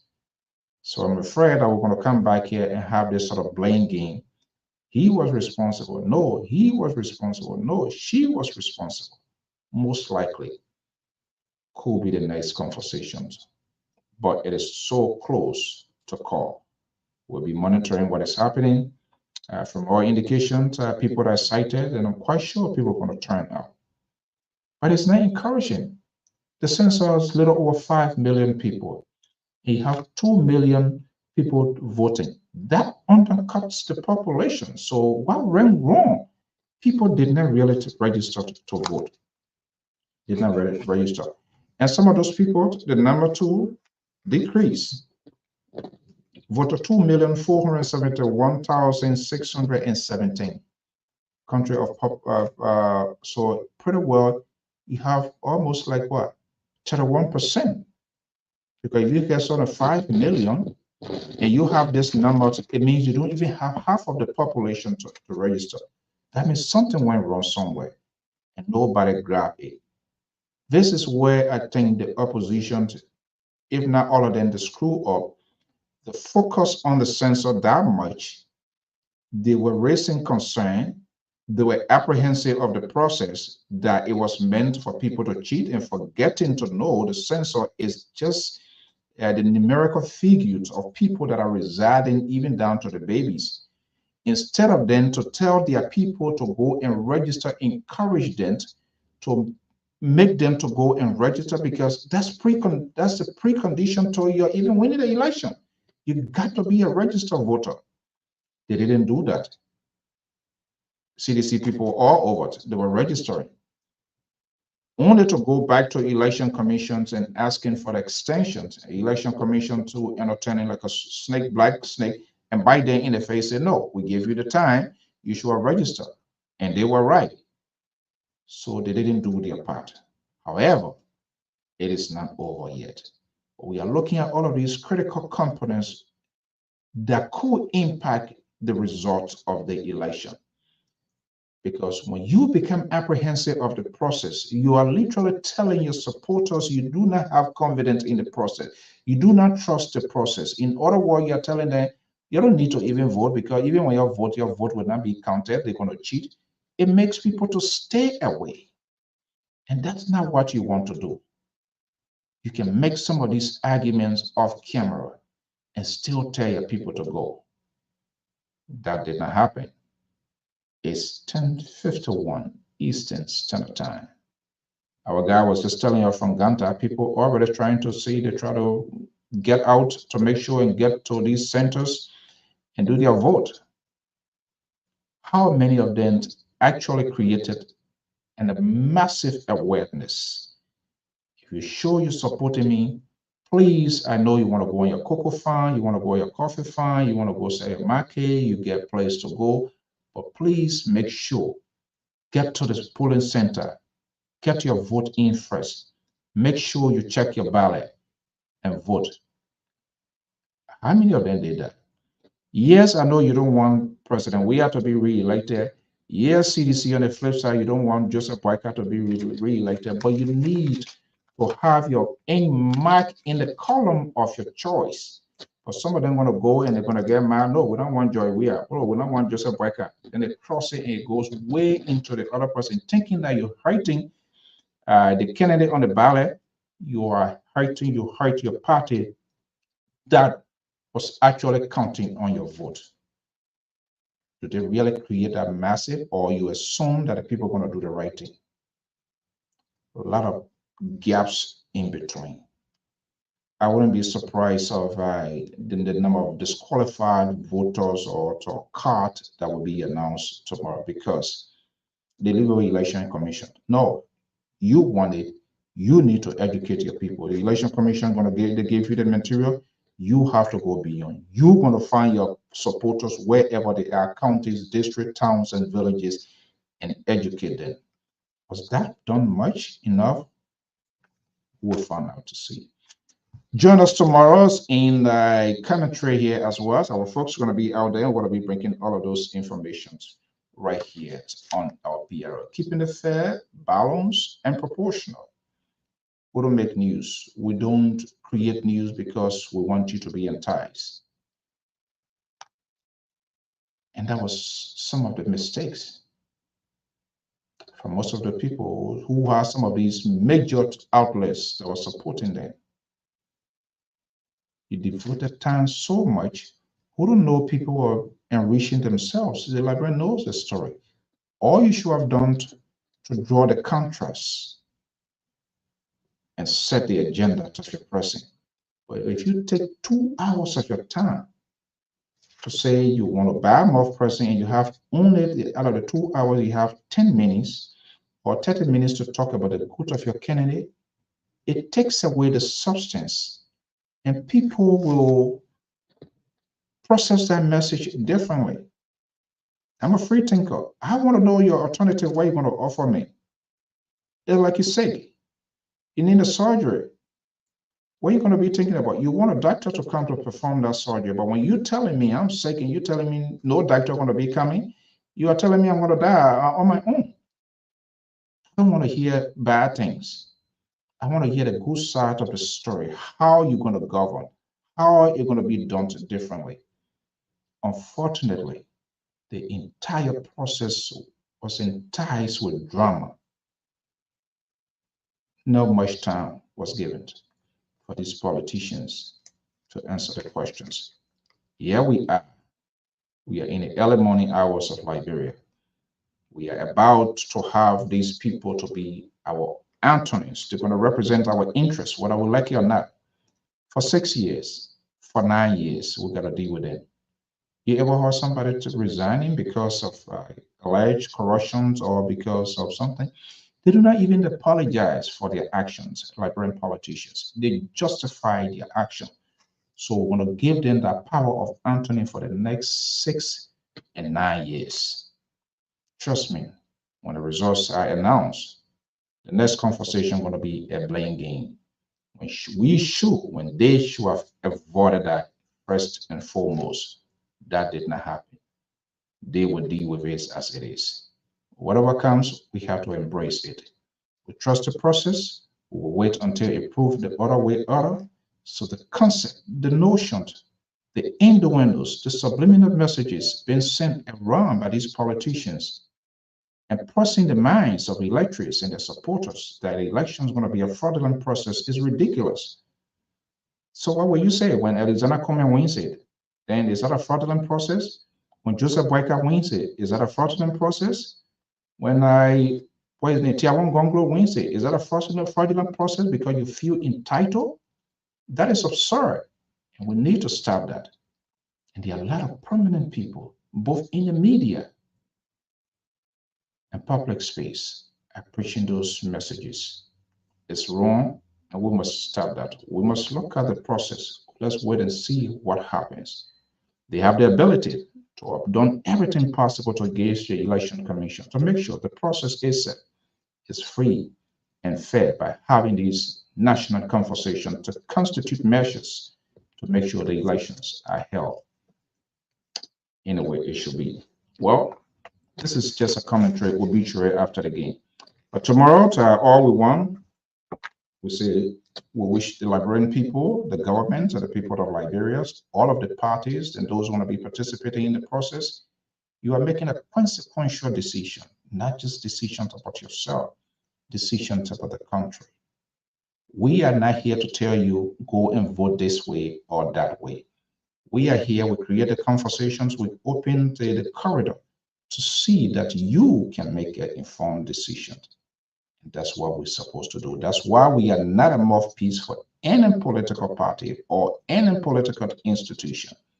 We have this critical conversation and you make your decision. Until then, folks, we want to say thank you so much for being here this evening. By God's willing, we're going to be back here and have these conversations as well. Have a pleasant evening. And please, let's pray for our nation, for a free, fair, democratic process. And I know nobody wants to lose any race, but as long as you participated in a race, there are two scenarios. Prepare your concession speech and prepare your victory speech. Whatever comes your way, accept it as it is. Have a pleasant evening. Bye-bye. Quite interesting. We started the process quite a bit and unbelievable. We are in an injured and dying minute to have the big boat to drag. The political process is quite a little bit very difficult to determine. So we are having this here, and to just give a little preview of where we came from as a people, as a country. This was something that we talk about months, year, week, and here we are, literally into the dying minutes of the process. The sitting president, President George Weah, is in a serious political fight to maintain state power. But interestingly, the game sort of took a dramatic change, and that's the interesting part of the politics.